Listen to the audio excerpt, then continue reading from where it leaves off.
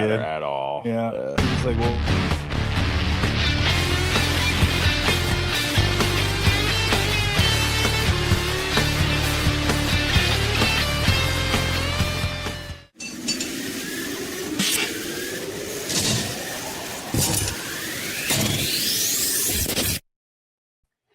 What is shaking? Happy Friday, everybody. Hope your weekend's off to a nice start. Marcus Thompson at the Athletic, his yearly visit came by last year. I'm coming around like taxes, baby, once a year. Once a year. Yes. Yeah, but I like just you a lot more than I like taxes. The black tax? Well, apparently I like the black tax a lot more than I like the white tax. I don't care for the white tax all that much. That's why I ain't coming to April. August. I swear to God, there's more than one April. I swear it comes around a lot quicker. It's like, wait a minute. I know I just paid these.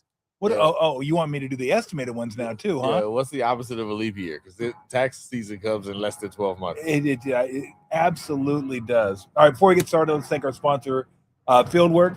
I'm going to have a Hills and Valleys today, American Pilsner from Fieldwork. If you want to pick up one of these fine Pilsners, you can go by the China Basin Beer Garden. You can go over to Mission Rock. You can go over to San Ramon, San Leandro, the OG over in Berkeley. They have Pilsners, they have lagers, they have stouts, they have IPAs, they have pale ales. They have damn near everything, and a Chipotle porter. I sound like my mom now. Chipotle. I'm like, Mom, it's Chipotle. She goes, I know, Chipotle. No, it's not Chipotle. It's Chipotle. Chipotle. Okay. Are you sure about that? It's a Chipotle. Might be Chipotle. It's a Chipotle porter is what it is.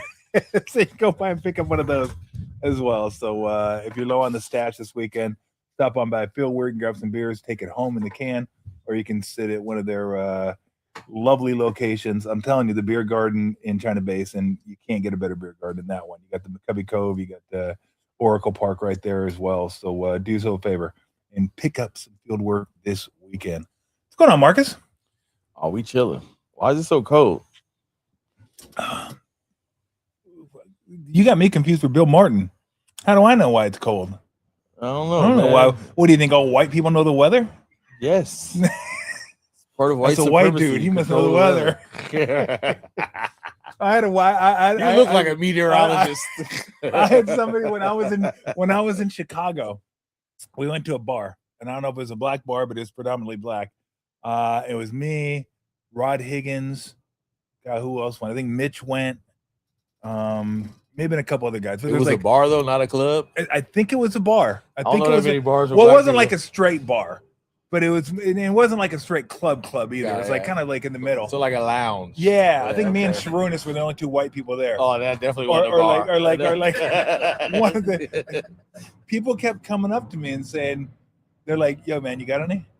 And finally, I turned to Rod Higgins. I go, "What the fuck are they talking about?" He goes, "Well, you're the white guy. They think you're the drug dealer." Yeah, you got the coat. What you mean? The white boy brought the white girl. That's what do you mean? Got any what? What you want him to spell it out? Leave me alone. Yo, do you have a heroin? Like, do you have? I just want my you drink. Also might be the. I could be the popo. That's hilarious. Like, what do you want from me? Can you imagine a buddy comedy cop show? Me and Sharunas. That's hilarious. What were they asking Sharunas for? Hey, who you got? I don't know what they asked. I don't know what they better ask carefully though. Exactly, because that was pound for pound, maybe the strongest guy I ever played with. I've told this story. I don't know if I told you. We had a really small weight room in the Oakland Coliseum, which is where we had a locker room. So you go in the locker room, pretty cramped. Turn right, my locker. I forget who was sitting next to me at the time. Then you had like 5 or 6 on the right, 5 or 6 on the left, TV down at the end, grease board down at the end, off to the left, Nellie's office, off to the right, the training room. And then in the back was like a small weight room, had to be 25 feet by 10 feet, I guess. I mean, really small. So we go there one day and we hear the weights clanging. Like, I wonder who's back there working out. And it was Sharunas standing up in just his jockstrap. That's it. Working out in his jockstrap. I mean, this dude looks like a fucking bear. I mean, he's like, I was like, why is Sasquatch in our weight room fucking working out? That's this crazy. Dude's hair. So he's standing up and he's taking the weights and he's benching them, but doing it standing straight up. I'd never seen anybody do that before. I was like, what are you doing? What kind of exercise is that? and he told me what He it was was, different. and he ended up telling me, because I go, God, you're just strong. He goes, yeah, that's when I was little. After I was born, doctor took a piece of my mom's placenta and put it down my throat. So he goes, that's what helped me with my strength. And I go, get the fuck out of here. You believe that? I go, that's some communist shit right there. Yeah. What are you trying to pull? Like, what are they trying to do? Super soldiers or something? Like, here's some placenta along with some peanut butter. Fucking wash this thing down. Wait, did that really? With some breast milk. Here you go. Did that really happen? I'm 100%. Like, I can see somebody. I'm believing 100% that. positive it happened. I can see somebody believing that. There Like, was no absolutely. Hey, irony. man, take a little placenta, you'll be young. There was no irony. These There are was the no same people who laughter. put black-eyed peas on the porch, you'll be rich. like, I mean, What? Yeah. What?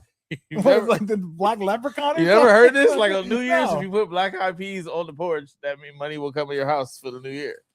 Never heard Exactly. that. Never heard that. Yeah, they would have talked about it at the club you were at if you would have talked to them. No, I never heard that. Never heard that one. Although my grandma did like black-eyed peas. I mean, my dad grew up in Alabama, so we go visit my grandma and grandpa every summer. And I didn't realize That sounds beautiful, by the way. I didn't realize you could eat meals without meat until it was just straight like nothing. I was like, "Where's the meat?" I go, "You got any meat?" No. Okay. Well, I guess what he did. Everything was fried. A shoe tastes good fried. I learned that back in Alabama. Yeah. They love using lard to cook with, like real lard, not like oil, not like lard. It's kind of better than the stuff we use now. It might be. You know what I'm saying? It might Better be than, like seed oils and all that. Fried chicken. I was like, I couldn't wrap my head around chicken fried steak. Yeah. Yep, chicken, black-eyed peas. Have you ever had a fried Snickers? At a fair? Yeah. At a fair, yeah. Because they fry everything at the fair too. Oh yeah. I mean, if you want it, they'll fry it for you. Fried Oreos. We had. Doesn't matter. Yeah, they put anything in there. I don't know if you could fry something and make it taste worse than it did. Maybe fruit. Maybe fruit you can't. I don't think there's anything you can do for chitlins. Like you. I've never had chitlins. They're not no good. No. Really? Chitlins, you gotta conquer the smell first. Like. Really? Yeah, it's one of the worst meals you'll ever. What are chitlins? Intestines. Yeah, no wonder. Exactly. Yeah, nah, like that. Although I do appreciate going green and using all of the animal. Yes, like I do appreciate that. Ain't no stone left on. Absolutely. Sometimes that's all you had. But liver. Never had that. You can do to liver. I heard that's great though. Like liver is supposedly incredible for you. Like healthy? Yeah. Who you watching Liver King? That's right. Just rip it off. That dude was a fraud. He's fraud. Like, man, I got this on liver, yes, and every steroid they've ever made. Yeah. I'm yoked.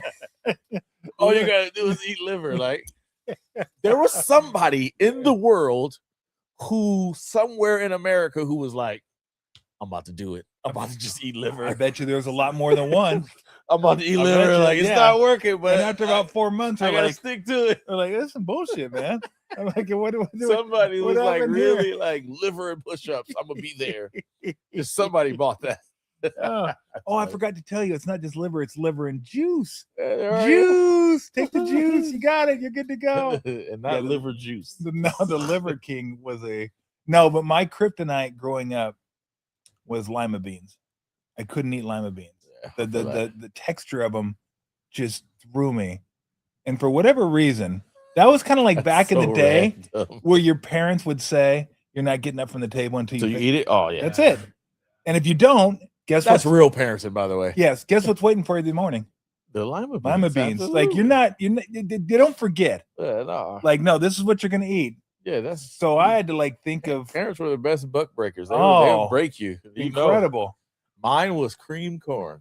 Can't do it. Cream corn out of a kit. No, what'd you do? Did you get rid of it somehow? Yes, I ate it and threw it back up in the toilet. Did you really? Yeah, I couldn't do it. Like I couldn't. Did you go finger down the throat? Like I'm getting rid of it? One. I didn't have to. I didn't have to. Oh, okay. So it's like that bad. Huh? My dad loves cream corn. It's literally like corn in slop. It's like corn mixed with snot. Yeah, and it's like, got that viscosity to it. It's like just you get a piece of corn and it'll hang on to the other piece of corn and you'll swallow that piece of corn.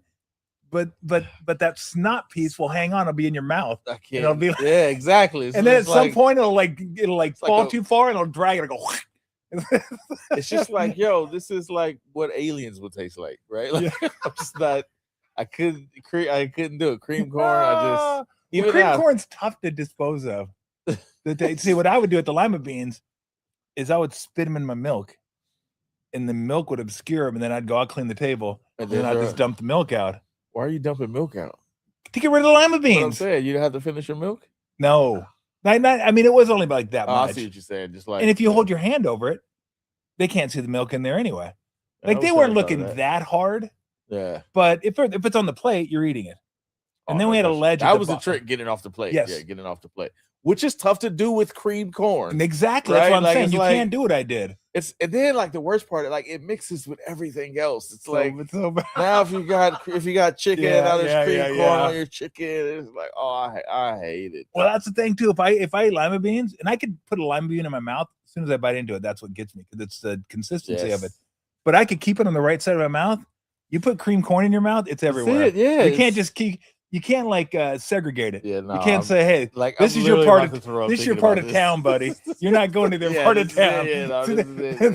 See that school over there on the left side? I can't do it. Oh, we're going to that school. Yeah, I could probably lose weight if I had a cream corn diet, because I just would not eat. Like I'm just not eating. Like it's just not happening. You're like, what happened to him?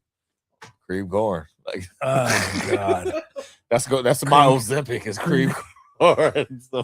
Cream corn flavor. If I came home, my wife put cream corn in every cabinet, I'll be like, hey, so we're done here. Life was good. Like, so when I see the commercial late one night, Ozempic cream corn flavor, exactly. I'll be like, damn, Marcus got in on that. He got in on that racket. I'm just not eating. Bro. It's not happening. I'm going into a fast or whatever.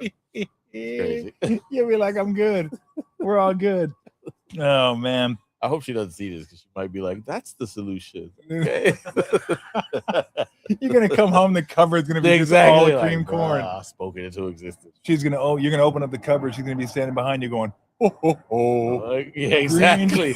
That's the worst part, the can. Like the can. Maybe if it was presented to me differently, but something about, because my daddy would open the can. You know, you just flip the can and eat it out the can. What? Yeah. And we was hood about it. You never had like fruit cocktail out the can? That's hobo. Yeah, basically. But that's different. Fruit cocktail. I agree, but it's the same. Like he liked it, so it's like, would he heat it up at all? Just eat it. Why are we dealing with plates and stuff? Oh my God! I don't know why he liked that stuff. He would heat it up though. That's a great question. I don't know. Why would you heat? Yeah, you can heat it up, put it back in the can. So you have to wash the dish. Yeah, okay. Start a fire in the trash can and hold it over the trash can. Eat it up that way. Here we go. He did it here. He's been exposed to a few prison methods of heating it up. When I think of fruit cocktail, though, used to eat that with cottage cheese. That was my grandma's thing. When I'd go to grandma's house, it was cottage cheese, and Mac's not a fan. I kind of like the peaches though. The peaches on cottage cheese was that was a nice fruit cocktail. Ruined like fruit for me. Like when you actually eat the real fruit and you're used to the fruit that was just sitting syrup for months, like it's like, man, this strawberry is bitter. Like this ain't no real strawberry. Like this is not a cherry. So you didn't know, like when I first had a pear, and they could be crunchy. You could bite them. Like, no, I've only had pears that have been soaked in. Yeah. You know what I'm saying? So pears like supposed to be mushy. It's like, what is this? This is not pear. So I had to like learn what actual fruit was, because fruit cocktail is literally not fruit. Oh, no, it's not. Yeah, it's always rough when you look at the can. They say expiration date's like 2037. Yeah, bro. Probably not great for you. Right? Oh God, it's like gonna last another 11 years. It's gonna be fantastic. The can had a longer life expectancy than me. You're gonna be dead at 19, buddy, but this can. That can's gonna be your celebration of life. Exactly. And they're gonna open it and eat it in your honor. Like, you might have 22 in your let's have some fruit cocktail. But fruit cocktail, Marcus. But no cream corn, please. None. Fantastic article you wrote on Nelly, by the way. Thank you. Were you in it? Yep. No. That's why it was good. It didn't feature me. But no, it's really good. I think it kind of captured the essence of who Nelly was and his relationship with his players and how he coached and how he was different than everybody else. Wasn't afraid to try different things. Yeah. I thought that captured the essence of it. So well done. Oh, that means a lot coming from you since you were one of them people. I was one of those people. Yeah. Did you know him at all? A little. I caught Nelly at a different time. Like I saw a lot of Nelly's disappointment. Mm-hmm. Like this is what we have now. Yeah. I just remember when Ron Bergman came alive, he would light up. When he would come around, he would be like, Bergie! Or Eileen voicing, and then he's like, then it's like me and Janie Who or Rusty Still. He's like, oh, come on. Like, you know, we were just like young and dumb. And he's like, oh, do I have to explain why you got to run wide on fast breaks? Okay. Here's why you got to run. You could just tell he was like, oh my gosh. Like, I would ask him so many questions and he would always answer, but you could just tell, like, he's just from a different era, right? And I think I was like on my second year on the beat.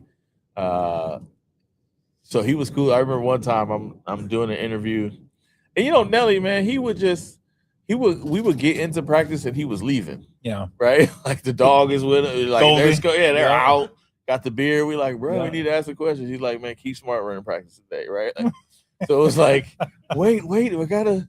And he's like, oh, I'll see you guys later, right? So he was kind of in that mode. And I remember one time I was we were, you know, just a scrum interview. And you know, I got my phone in there or my recorder. We wasn't even using phones then. I got my recorder. But remember the AirPods, the ones with the cords, the wireless ones wasn't out yet. So I just got my AirPods in, you know, listen to what Nelly talking about. He like mid-thought, he's like, you know, we gotta take them headphones off. Like, how are you listening to headphones while I'm talking to you? And I'm like, and I'm not paying attention because I just got my recorder there. Yeah. Right? Just listening. And I realized he's talking to me. Yeah. I'm like, take the headphones. I'm like, it was just at the time, it's like, bruh, you are holding a bud. Like Bud Light. Yeah, or Bud Light. Sorry, you're holding a Bud Light. Like, I didn't know this was so formal. My bad. You know what I'm saying? Like, he's like holding the beer and talking to us. Like, man, take them headphones off. Like, so you like, he was just irritated. Like, you know, and one time he invited us to a cigar bar with him. Like, or we'd go like to a restaurant. He was always like, yeah, come on, we're going to hang out. But you could tell that like the times were changing, like the media kind of relationship was changing, but you could tell he's from a different era. He's like, come on. Yeah. And we were like, are we allowed to do this? Should we do this? You know what I'm saying? It was just different, but I could see that in him. Whenever the old road reporters came around, like he just like he was different. So and then you know what? He got there 06. He was out 2011, 2010, something like that. Yeah. Something like that. Yeah. So at first it was like it was grand, it was big, it was like, well, actually, at first it was terrible, and then We Believe happened. Yeah. But that's when he was like larger than life. But the best part about Nelly is I also thought as a reporter, he would tell you like stuff too. Like, you know, people didn't like him or player be mad. And if you asked him what's going on, he'd, you know, turn the recorder off. Like he'd tell you. Yeah. He'd tell you exactly what was happening. It's just, you appreciate it now because it doesn't happen anymore. Like, we talking to this guy, he's pissed. Why is he mad? I'll tell you why he's mad. Here's what he's thinking, but that's crazy because this is what we're doing. And here's why he's not playing and he won't do this, right? Yeah. And then you get the context. Like he would always explain. And you end up learning a lot of basketball. Yeah. By just because he's willing to talk about it. Whereas now if somebody's mad and you ask him, like, Steve Kerr's great, he's very secure, but a lot of coaches, like in between thinking of some of these guys, you know, Keith Smart, right? He's trying to maintain a job, right? Yeah. He's like, it's basically a tryout. You go ask him, man, why is this guy mad? He's gonna give you the answer he should give you. Yeah. Nelly didn't care at all. He'd be like, man, I'll tell you exactly why he's not playing. And until he do this, he won't play. Right? Like that was the best part about him. But the other people you could tell. I was the youngster and the OGs were like, man, you don't know Nelly, man. It was like, man, what did y'all do with Nelly? I mean, he was like that with the players. Like he'd tell you exactly why you weren't playing or exactly what he needed from you. Yeah. I mean, I've told a lot of these stories many times. And look, I love Nelly. I'm so glad I got a chance to play for him. But he came to me one year and said, "Hey, look, here's what I want to do." This is after I didn't do much during the off season, so it was like a lot of it was on me. And I understood that, and I was like, man, I kind of fucked this up. But he came to me, sat me down. He's like, "Hey, Tom," he goes, "I want to do us a favor. I'm going to do you a favor. I'm going to do me a favor." I go, what do you got in mind, coach? He goes, I'm going to release you from your contract, make you free agent so you can go play wherever you want to. I had like 2.5 years left on my contract. That was like guaranteed. And I was like, I go, yeah. I go, that's a nice offer. I go, I'm going to have to decline. Like, he just got up, patted me on the shoulder. Did he have the power to do that? What? Oh, he could have cut me. They'd have had to pay me. Oh, okay. Yeah, they would have had to pay me. But he wanted me to agree to it, so they weren't on the hook. Oh, gotcha, for the money. Yeah, Nelly always had an angle. Always had an angle. Always had an angle. Like, I love him, but whenever Nelly did something, it was going to benefit Nelly. Oh, no question. It was going to benefit Nelly. At all. And if you benefited, that was cool. Yeah, absolutely. With him. As a byproduct, that's and he great. Probably was gonna, but he wasn't doing it for you. Benefit, yeah. He wasn't doing it for you. I appreciated that he came to my house because we lived in the same neighborhood when he cut me. I wasn't happy that he cut me, but he didn't call me. He walked down there with his pig. Yeah. Maybe the only person in the NBA that's ever been cut in the presence of a pig. Like his little pot-bellied pig. He just walked down there and the pig was standing here and he goes, "Tom, we're going to have to let you go." And I was like, it was like kind of the pig was scared at first. Surreal, like, which one of us is dying today? What do you mean? He was happy with me. The pig was like, dodge one there. I said, "You're the one fried, not me." Ooh, a dodge one. But he was great. Like he gave me my first chance and he let me play big minutes and I did really well the first couple years there and then it didn't end up working out. But he was just so much fun to play for because everybody plays the way he played now. Yeah. But this is like 40 years ago. No, yeah. That's 30 what years ago. Understand. Like this, they don't get that. Nah, it was, you could, and having been there, you could see it. Like just the principles. Because some of this stuff was so antithetical to how you learn basketball. Yep. Right. So it sounded crazy.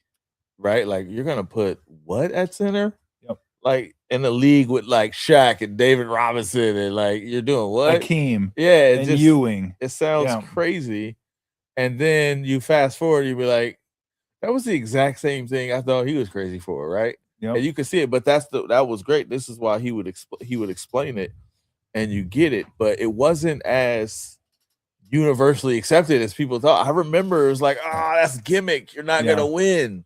You don't care about defense. You're not gonna win. Right. And now it's just like widely accepted. Back then it was not. Yeah. That was the whole thing. It's like the Warriors will never win because they don't play defense and they don't play big. And it's like, yeah, but what do you do if you never have a Shaq? Yeah, exactly. Like what are you supposed to do? And many people just lose.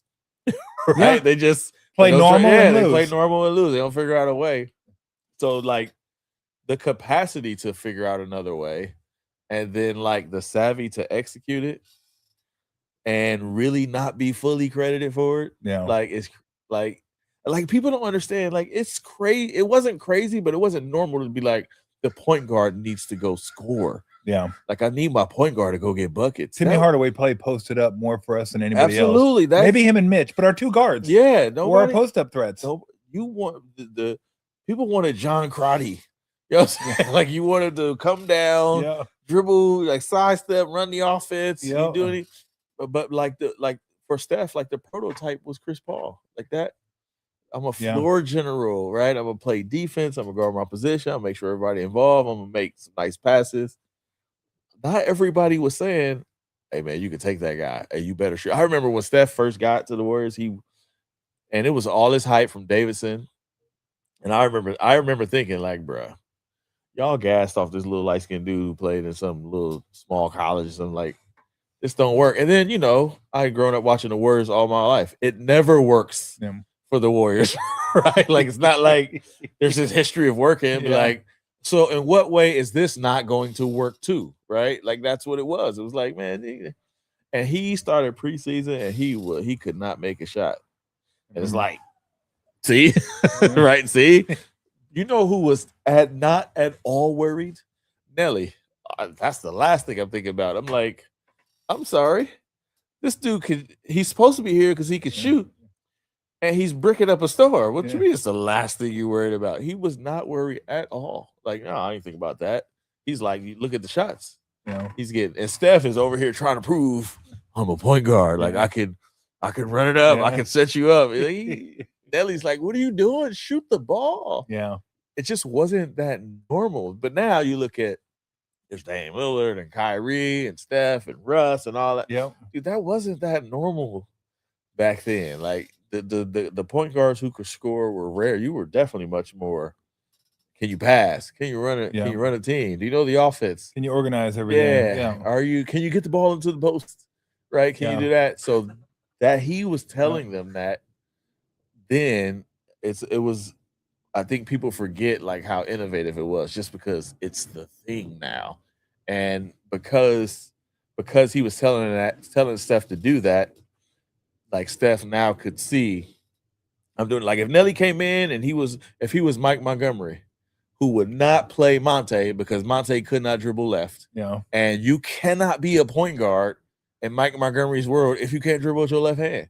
Like you just can't do it. A point guard has to be able to spin, dribble right, and take 3 dribbles, then get turn and do left, and then turn and do right. Like he had Arthur Lee and Brevin Knight. Like you can't, you got to be able to do this, man. We can't have all our plays on the right side because he just couldn't. He wouldn't do it. He just couldn't do it. If Steph comes into the league and everybody's like, I don't know if he's a point guard. I don't know if he's a point guard, which is why he went back to Davidson. He blew up in 2008. He went back to Davidson so he could play point guard because the point guard left, and him and his daddy's like, all right, you got to learn how to play point guard at NBA. So he goes back, and now he gets in, and the coach is like, I need you to be a floor general. I mean, like that probably changes the whole perspective. Boy, that dude, about March, you know, when the Warrior season used to end, about like, after the All-Star break when it's over, he's like, yeah, Steph, it's your team. Monte's hurt. He's out. This your team. And he's got like Anthony Tolliver and that was Chris Spencer. And he out here and he's dropping 30-point triple doubles. That's Nelly. Like, see, I'm telling you, you got to shoot. You got to go for this. And it's like, all right, he almost won Rookie of the Year. It might be a completely different picture. If the coach comes in, it's like, hey, man, you're not running our sets. Like, you know what I'm saying? Like, hey, you're not guarding your position. I need you to guard your position.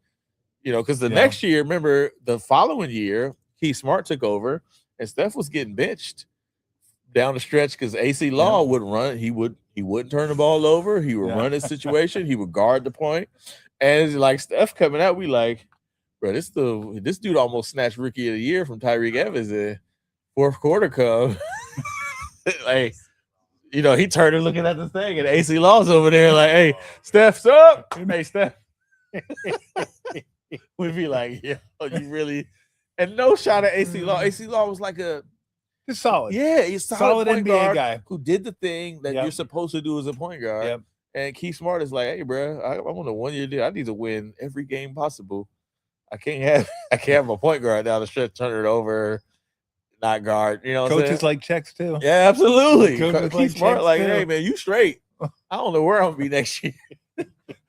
So 39 wins look better than 36. You feel me? Oh my God. But yeah, I remember like it could have gone another way. That's why Mark Jackson was so important when he came, because then he put that belief back in Steph. But Steph was getting benched by AC Law and dealing with his ankle, right? Like this could have gone another way if Mark Jackson was there to be like, nah, remember that? Yeah, you nice. That dude from before, that's you. Go do it. But Nelly was the first one to be like, oh, he's gonna be a star. And we're like, I don't know. That dude's 6'2" with a wingspan of 6'2". not incredibly explosive. Yeah. And his ankles are made of paper mache. Like, what are you talking about? You know what I'm saying? Like that. But Nelly saw that this dude was a star. Yeah, Nelly, that's the one thing about Nelly too. He gave us a lot of freedom offensively. He always used to use a term called "I'll give you your head." And what it meant was, I'll let you go out there and play. Can I pause him? Yeah, go ahead. Okay, my daughter would have paused that 1,000%. She would have been like, pause. I'd have heard her in the background. Pause. Hey, yo. I'm in the process of explaining. Means he's going to let you figure it out for yourself when you're out on the court until you prove you're incapable of figuring stuff out. Like there was a guy, you remember Chris Gatling? Oh yeah. Chris Gatling didn't get his head very often. He was like, no, you do what I tell you to Hey, do. yo. Did it again. I think he got it pretty often if I had to guess. He's in the NBA. He was like, no, here's what you do. You go over there, you go. Chris was great because whenever Chris forgot to play, he just go set a screen roll for Timmy, whether that was the play or not. It was like, and Nelly'd be like, you're fucking up the play. He Did goes, Timmy God like damn that? it. Did Timmy like, hey, What if do you you ever think? get stuck, if you ever get stuck, come give me a like screen. that. Yeah, You kidding me?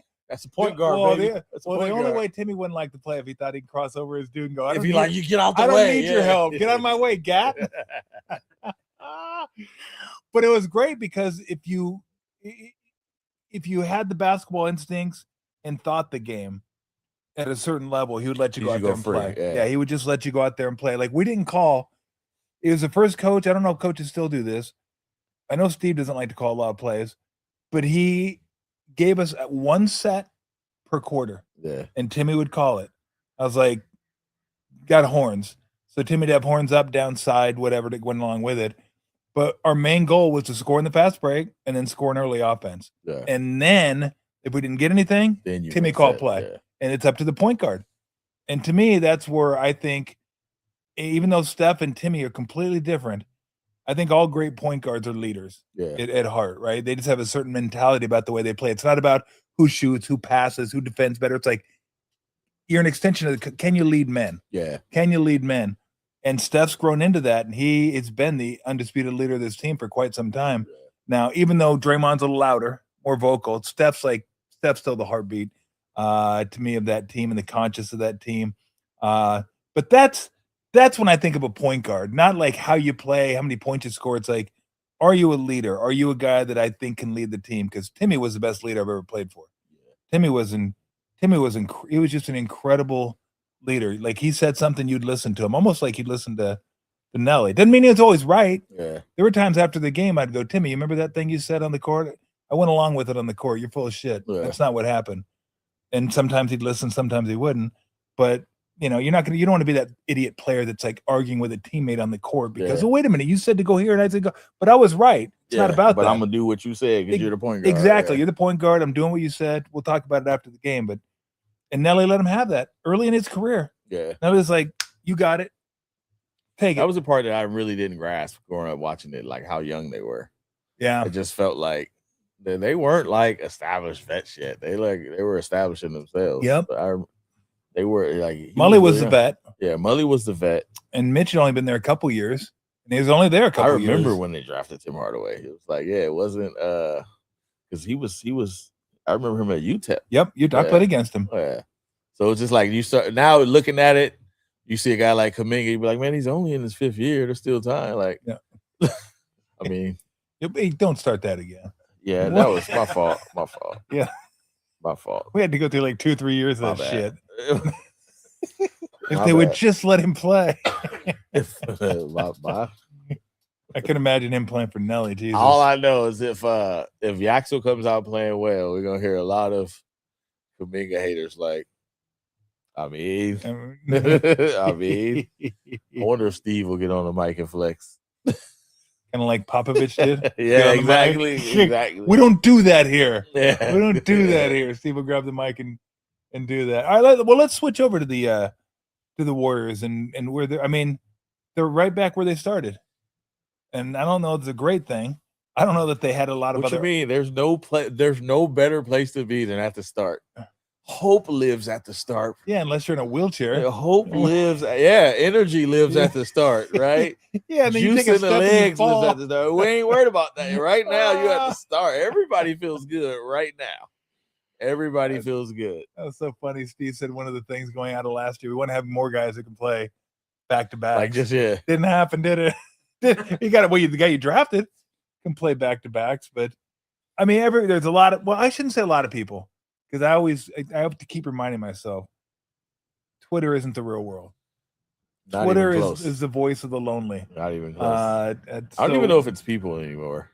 It's a lot of bots. A lot of There's definitely a lot, but I know there's a lot of misguided Warrior fans too that fucking think they could run the show. It's part of fandom. It's the same as when we have baseball cards, right? Thinking we could do it.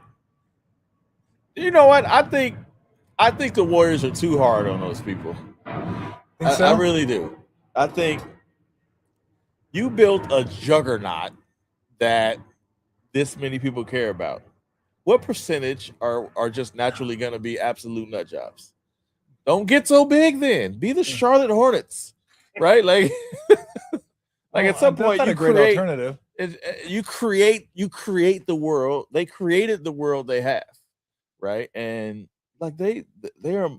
When it was like, oh my gosh, they're selling out crowds on a road. When it was that, like, yeah, that's what you were doing. You were developing. So there's gonna be a percentage that just are just nuts. It was like that when the Bulls were out. Like it was, that's what it is. And now they're even bigger. Like you're telling me what percentage of New York Knicks fans are absolutely insane? Like we've been on this. Like they're getting Timothy Chalamet tattooed on them. Like these people exist. So like, okay, all right. Like but like you said, don't treat the entire fan base like they're ranting on Twitter. Like that's just, if you say 5% of fans will just be no perspective, ridiculous, and just insatiable in their fanaticism, then you just created an organization where your 5% is just going to be really big.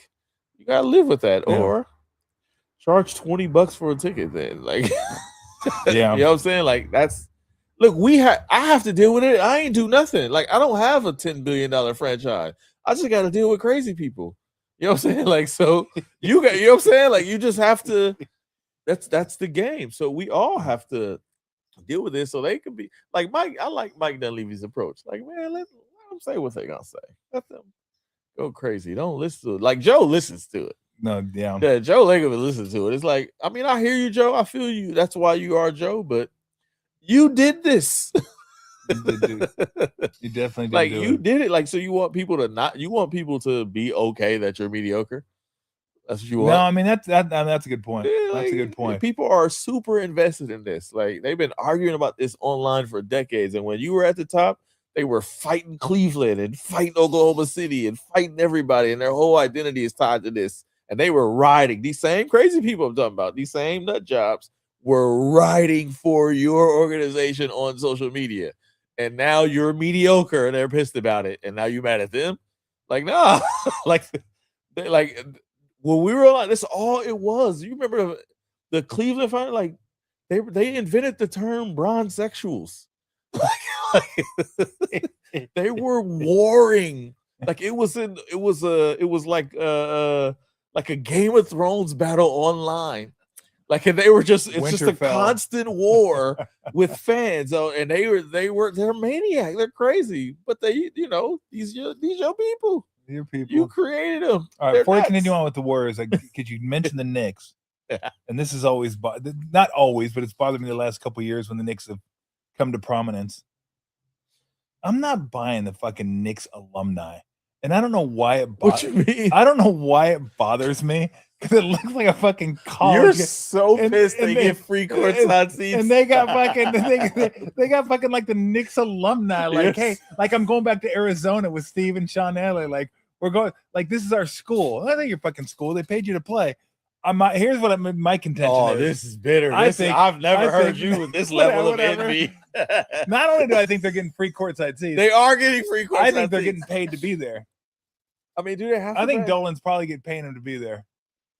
I don't know. Mariska Hargitay ran. I mean, have you seen in any of the Warriors finals? Have you ever seen courtside run TMC? Are they getting free seats? I bet you give them free seats. Rick Barry be right there. Like, I know Rick Barry would be. You give him a free fanny pack, Rick Barry be there. You kidding me? I'm just saying, if you got free courtside seats, I bet you're flying in from 2 time zones just to go to an NBA game where you played. That was your job for like 15 years. And now you're so invested in the Knicks that you're going to go sit courtside, which guess what? I sat courtside for like 7 years. It's not that big a deal to me to go fucking sit courtside. Yeah, but it wasn't courtside. No, it was courtside. It was right there. And guess what? Every once in a while, I got to go on the court. So it's not that big a deal. It's not that big a deal to me. It bothers me that all these guys all of a sudden are like, oh yeah, we fucking love the Knicks. We're all hanging out courtside. It's fucking Ewing, it's Starks, it's LJ, who's really cool, by the way. They've been I think there, Allen Houston might have been there fucking hanging out at some. Ewing it's like was there. Fucking Ewing was there. It's like, please, fucking stop. I think they're getting paid. I think they're not only getting free seats, I think Dolan's fucking paying. And I think you're mad they're getting paid. You're like, why are you getting paid? I'm Tom Tolbert. Give me my money. That's not true. That's not true. I think How could you hate on that? How could you hate on that? No, I think Dolan is so image conscious that he wants people to think that the Knicks are so fucking tight they're coming back to watch their fucking team. And I think it's bullshit. I think they're getting free seats and getting paid. They are getting free seats. That's a given. There's no way they're paying the only for the person who's paying for their seats is Spike Lee. Yeah. Because he's don't like Dolan. They got beef, so Spike Lee is I'm paying for my own seats. Everybody else is getting free seats. And I think they're getting more than that too. I wouldn't be surprised. I would not be surprised. I mean, they're building another spear. He's not broke, right? Like he's got money. I tell you who probably agrees with you is Charles Oakley. Yeah, no doubt. No doubt Oakley agrees with me.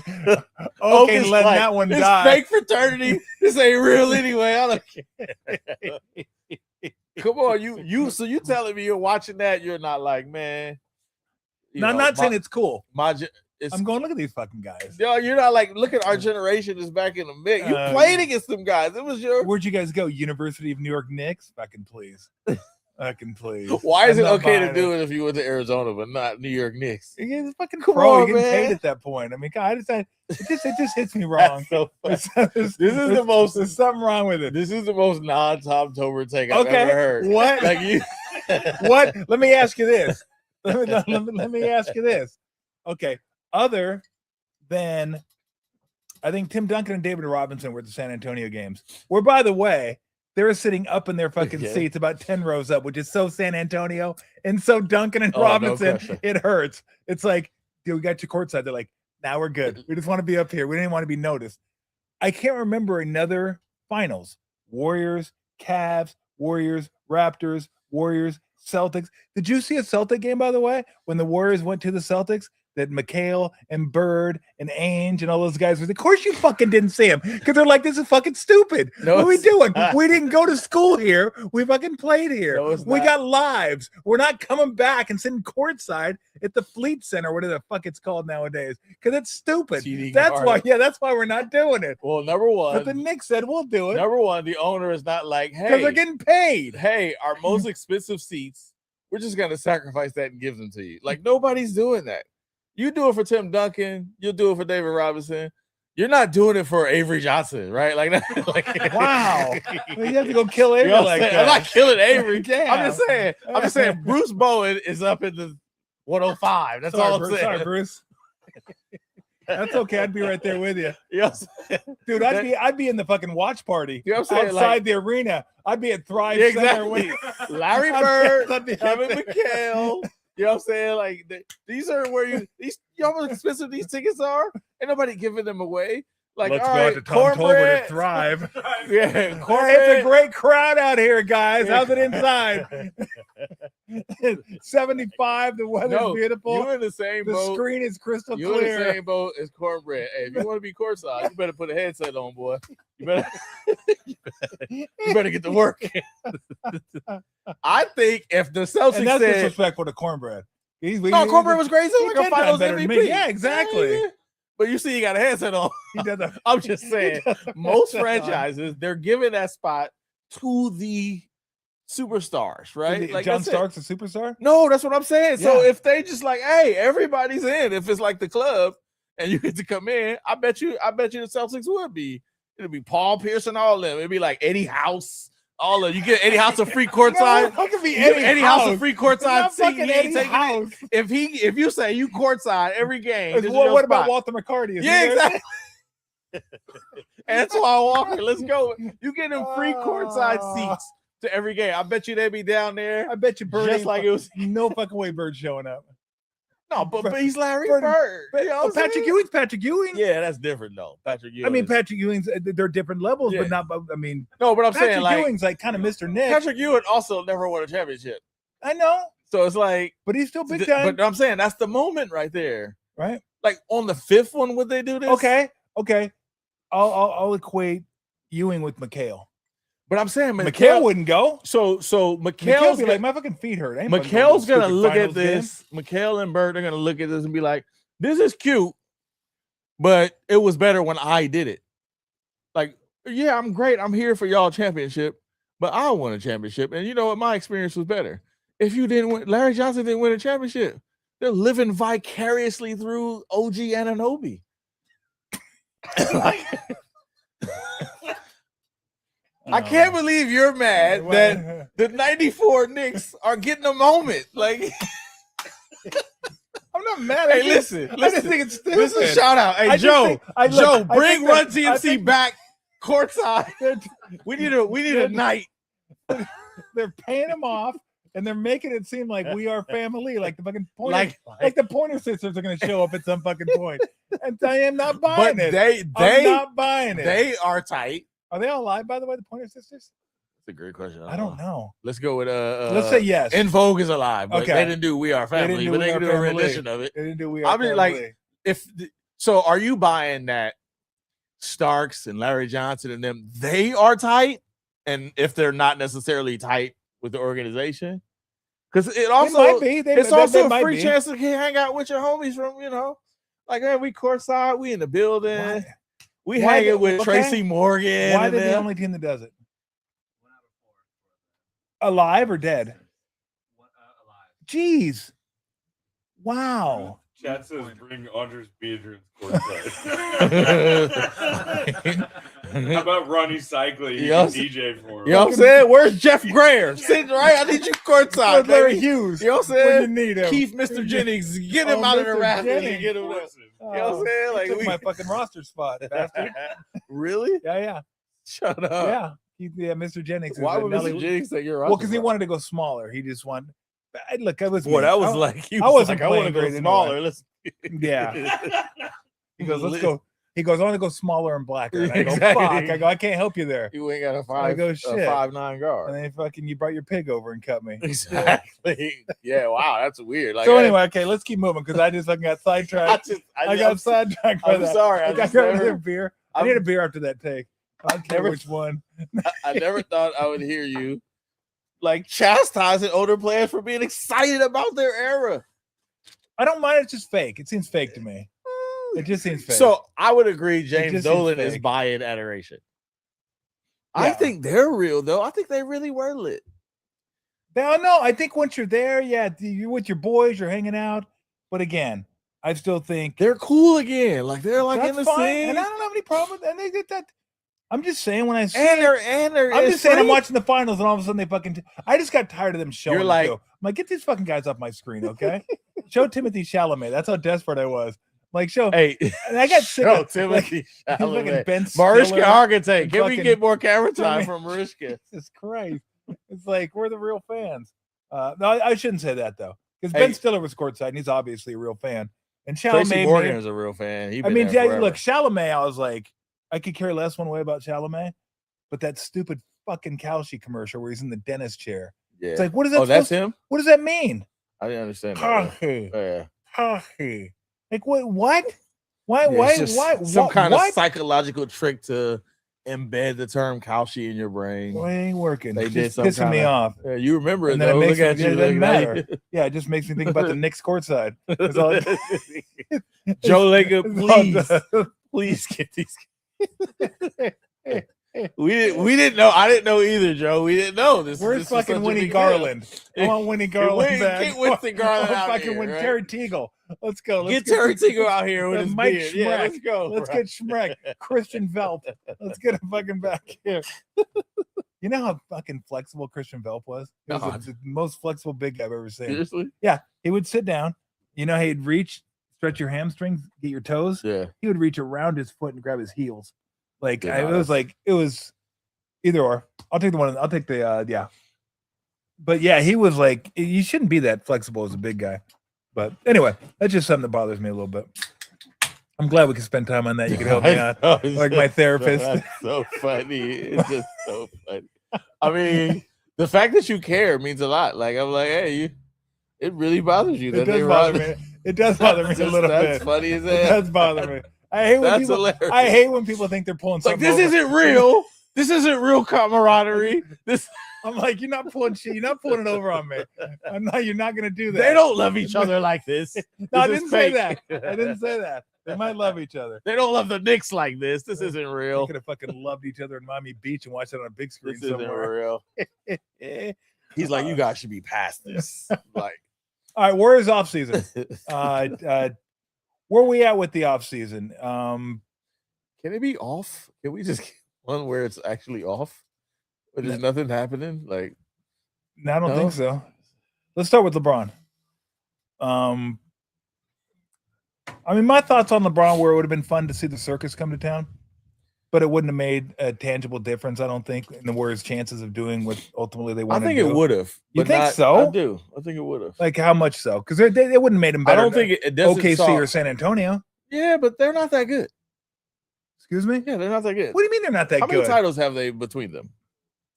We're just anointing them like Oklahoma City just barely survived the previous year. It took a Tyrese Achilles. They might have lost that They one. might have. We don't know that. But they also got taken to 7 games by Denver. Like they've shown they're beatable, Okay. right? These like we saw juggernauts. We know what it's like when you aren't winning this fun. Well, it's the Warriors. That's not these guys. No, Yeah, no. these guys. That's not that. San Antonio's not. We these may guys, never see not that yet. again. We That's may what I'm never see saying. that These again. teams are beatable. Like the Knicks just showed it. They're beatable. Like it's not like they're so far ahead you don't have a chance. The Knicks are beatable. I think I agree. The Knicks with are you. beatable. But let's be honest this year. I mean, Jalen Williams didn't play either for the Thunder. That was huge for them. That's just part of it. That's No, what I happens. get it. I get it. But you have to go into it with the premise that they're healthy. And then, yes, once something happens, it happens. But I look at he did play when they almost lost. Yeah, I mean, I don't think it's ever even close to 100%, though. No, I'm talking about 2 you years did. ago. Yeah. You're right. No, I'm just saying, like, that's a I'm beatable with team. you. There are I'm with about you. 4 or 5 teams that are favorites. And then there's people who are like one lucky break away from being there, which was the Knicks.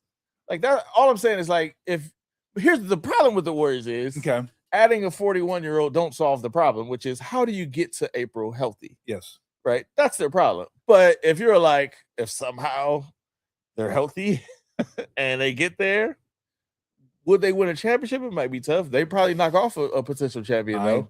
I don't disagree. And you add LeBron to that big. My question is, how do you get them there healthy?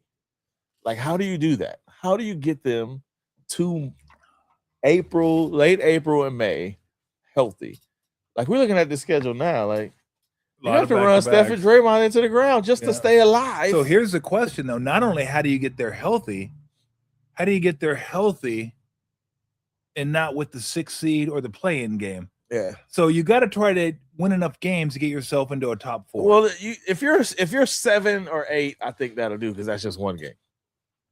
That's one game. You just got to win one game. Yeah, but then you don't want to play San Antonio or OKC in the Why? first round. I think, I mean, are you saying you want to play them early because you might be the healthiest? Yeah, that's when you're in. That's when you're lit. That's when. So look, and here's how they're thinking: 25, they play the 7th seed, they beat Houston, right? Yep.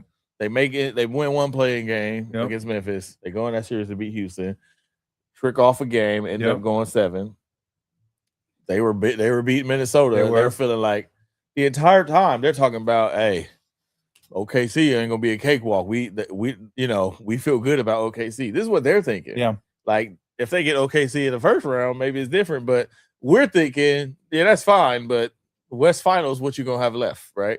Yeah. That's the big problem with them. So I think if you add another old player like LeBron, you've gotten more reinforcement. So if you don't have Jimmy, you got Bron. If you don't, there's probably zero chance all of them get together at the time. But if you add LeBron, that's at least one more player who, if somebody is not there, you're not done. It's like when Steph was out, they were done. That's it. Yeah. Like, and it's like Minnesota. Take Steph out, you're done. That was ball game. Yeah. Like remember, it was like if you win a game, maybe Steph can come back. They couldn't win a game. Yeah. If you add LeBron, maybe you can win you can win that game together. That to me is what Bron does, but I just don't know how they get there. Yeah. That's Pods, that's Yaxel. Who else they have? That's Guy Santos. Guy. That's DeAnthony Melton somehow finding a way to be helped. You get what I'm saying? Those guys gotta get him there, because you just gotta look now and say, I don't even want Steph playing 70 games. Because if he's playing 70, you know what I'm saying? How worried are you about the knee? As worried as he is, right? Like, That he's seems pretty something worried that was about chronic, right? Yeah, he seems worried about it. So Yeah. you just get to that. I mean, I think that's one of the reasons Bron didn't come here, because he's like, how many games am I have to play for y'all? Like, what happens if I need 2 weeks off? You know what I'm saying? Sorry. Like, yeah, no, ain't no room for that. Sorry, Chief, we're paying you $6 You know million. what I'm saying? You got to get out there. Yeah, now. you got to get like, hey, where, and he just did that. He gets to the playoff. Luka's hurt, and now he's like back in the position where it's like, bro, I got to do everything. Like, I would like to be carried. Warriors can't carry. Warriors like, we need you to come do some carrying, right? Like, I need you to get us through December. Yep. That's, to me, in a series, would they be favorites? No. Can they win 4 of them? That's the problem. But if they win the series healthy with San Antonio and beat them, we ain't gonna be like, how did that happen? It's like, it is, in the end, it's still De'Aaron Fox. Yeah. Right? Like, it's still Harrison Barnes. Like, they're good players. I'm not as down on De'Aaron Fox. I think De'Aaron Fox is a good player, but you're not looking at them like, how are we gonna beat them? Yeah. There's a way to attack them. Like that's what the Knicks just showed. Like, you can be, they are a beatable team. So the idea that nobody's beating San Antonio or Oklahoma City, I reject that, because I keep watching people beat them. Okay. You know what I'm saying? Like, Okay. Now, Denver, if they make one move at the deadline, they're back in the mix. Like, Jokic won. Well, yeah. You know what I'm saying? Like, I just feel like there's about 5 or 6 teams that could be in the mix. I don't think the Warriors are a favorite to be one of them, but I think if somehow they're healthy by magic, optimal circumstances, they get Jimmy to their healthy. comes back healthy, ready to go. Moody comes back healthy, ready. Welcome back. Porzingis doesn't get hurt. Horford doesn't get hurt. Steph doesn't get hurt. And you know what? I hate to bring this back up because we brought it up earlier, but you know, the 2 things that came out of that Minnesota series that were just, Steph getting hurt was so detrimental to that year and going forward. Not only did Steph get hurt, so the series was over. It was also the series where Joe thought, hey, Kuminga can get it done. He can get it done. And did you see how the buckets? And that delayed the process of getting. That's the only thing I would like. I know a lot of people complain about some of the things they've done and some of the things they haven't done, and I'll ask you about that. That's the one thing I said that they were late on it. They were late on it. Yeah. There were 2 players that were the fans really liked because of their athleticism and whatever. Jordan Poole. Yeah. And I said they got rid of him right on time. Clearly, right? Yep. And then even though I disagreed at the time, I was like, I don't know. That's tough. And then Kuminga, who I just never thought really fit their style of play, and his sense of himself was outside. Like, it didn't fit. Like, Steve is right on this. You can argue with him whatever you want, but Steve's right about him being Sean Marion or somebody like that. Just be a sidekick, run the court, rebound, play defense, hit some shots. Occasionally will go to you, but you're not a main player. I reject the premise that that's somehow a diss, though. Like, Sean but Marion he thinks incredible. But he thinks it. Why he thinks it is. Sean Marion. Him and what? Incredible. Aaron Turner's his agent. They think that is a diss. Sean Marion was incredible.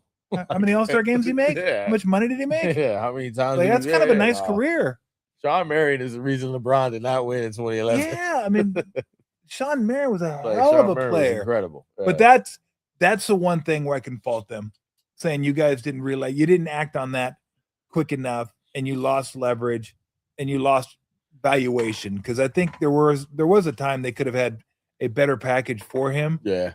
But they wrote it out all the way to the end, and he ended up getting Porzingis, who was good when he's healthy. But that's the one, Marcus, that I look at and say that they should have been able to pull the trigger earlier on that one. Yeah, they should have known. I think the other one, I just think it's really hard to recover from is Wiseman. It's just tough. Let me ask you this. What are you going to do with that one, though? Because I went back and looked at that draft. What choice do you have? They needed a big. They weren't taking Ball. They didn't need a big. They weren't. They didn't? I mean, that was the ideology. Like, he is the thing we don't have. Let's go for that. Now, you take him, it makes sense, but in the end, you just got a number 2 pick to go get Gary Payton back. And no, I get it. That's just but what are you a gonna bad do? use of the number 2 pick. Okay, but they weren't taking Ball. Yeah, I agree. They weren't taking Ball. And then who are you gonna take? Halliburton, who went like at 12. Yeah, trade. At I mean, 2? in the end, that's the move. So like, you if think you really trade back down, and get him? yeah. If you're just looking at the number 2 pick as a value, Yeah, like you ain't like people like remember Joe Smith. Everybody's like Joe Smith was a bust. Yep. Joe Smith had a great career. He did. Like he wasn't the franchise savior. He had a great career. He Like did. they got nothing out of the number 2 pick. Like nothing. Like that's hard. That's tough. You went 15 to 50.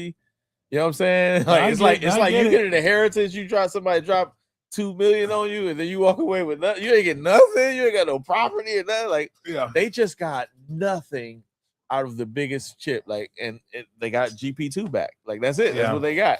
That's a massive blow. Yeah, that hurts. That's a massive blow, and it's tough to recover from stuff like that. Because like again, like. Could you get a serviceable player? A serviceable player. Well, yeah, they could have. They could have traded back, maybe. Yeah. Now, right. here's where I understand what you're saying. And plus, the pandemic. Yes, there was no injury. Working out. It was like all video. Yeah, I mean the problem was, I only played 3 at Memphis. The problem is they wanted a guy that could be in the dunker spot, catch lobs, play defense. The first video they showed of James Wiseman was him crossing over, going between the legs and shooting threes. I'm like, well, fucking great. They already got guys that can do that. They don't need a center to do that. I don't know. I saw the Wiseman video. I was like, uh-oh. Yes. Everybody else, look what he can do. All the things they don't need. He was sweating and everything. I'm like, look at this dude working out here. So let's say they were visionaries, more so than 11 other teams, and decided Halliburton's our guy. Yeah. They probably weren't looking at analytics. They probably weren't looking at guards because they have Clay and But Steph. that's to me was the flaw. But I agree. Like 2019 happened. Yeah. And they felt like this is over. We need to retool. No, they absolutely did. That was a miscalculation. It was a miscalculation. And they had a reason to calculate that way. And then Steph come back in 21. You're like, it ain't over. Right? Not over. So, but after 2019, like the entire organization's kind of like, even after they lost, it's like, hey, we're on to the next. Like, what's next? Yeah. And you lose Clay, you lose Kevin Durant, Iguodala's pretty much, he's gone now, and it's like Wiggins, and it just felt like, hey, it's time to start over. So yeah, if you were thinking about this from a Steph perspective, they've always had another point guard next to Steph. Always. He's always off the ball. So what Tyrese Halliburton makes sense in that case. Maybe LaMelo would make sense if it wasn't LaMelo, right? Like exactly. But the idea of Steph playing next to a point guard is just not foreign. So the fact that they weren't saying like, how do we does this maximize Steph better, or do we go make this transition? And I don't even think they made the wrong decision. It's just that now you're looking back, like this is a significant pivot point, right? And that same thinking is why you keep Kuminga and Moody. Yeah.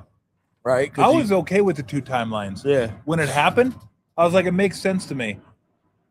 The more I saw it play out and the more I thought about it, I don't think 2 timelines can ever work. It can never work. It can never work. Because you're counting on the guys that carried the heavy load early on to start decreasing their minutes and productivity, and the other guys to go up. And you want to talk about trying to thread a needle. Yeah. I mean, you got to be perfect, because the problem ended up being Steph wasn't ready to go.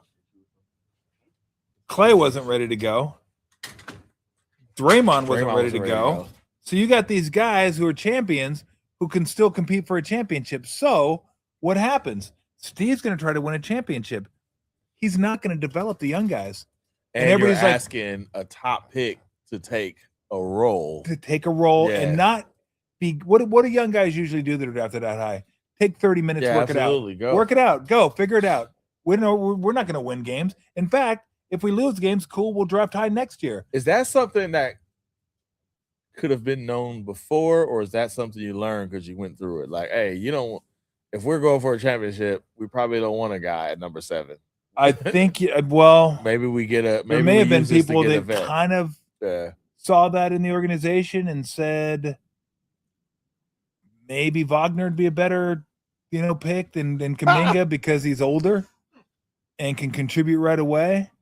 But again, they were at that point where they thought, you know what? This thing, our championship run's over. This thing's going to start going down the backside of the hill. And it wasn't. The veteran said, we're not done.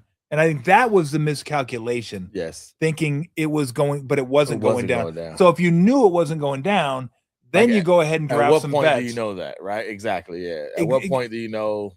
Well, you got Steph off injury, Clay off injury. I mean, I get how they were thinking, but that's why I think the two timelines it would never work unless you trade away your vets and just say, you know what, we're starting over. You got to trade one of them. But that's not a two timeline. Yeah, that's a whole new timeline that you're starting on. Or you trade away the youngsters and be like, we're on this timeline. Unless the youngster is like, okay, exactly, like Pods, right? Pods has come in. You got to play this role.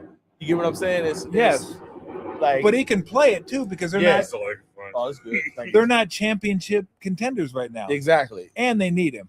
They desperately. But my question is, if you bring in Wagner in the same spot, does the same thing not happen?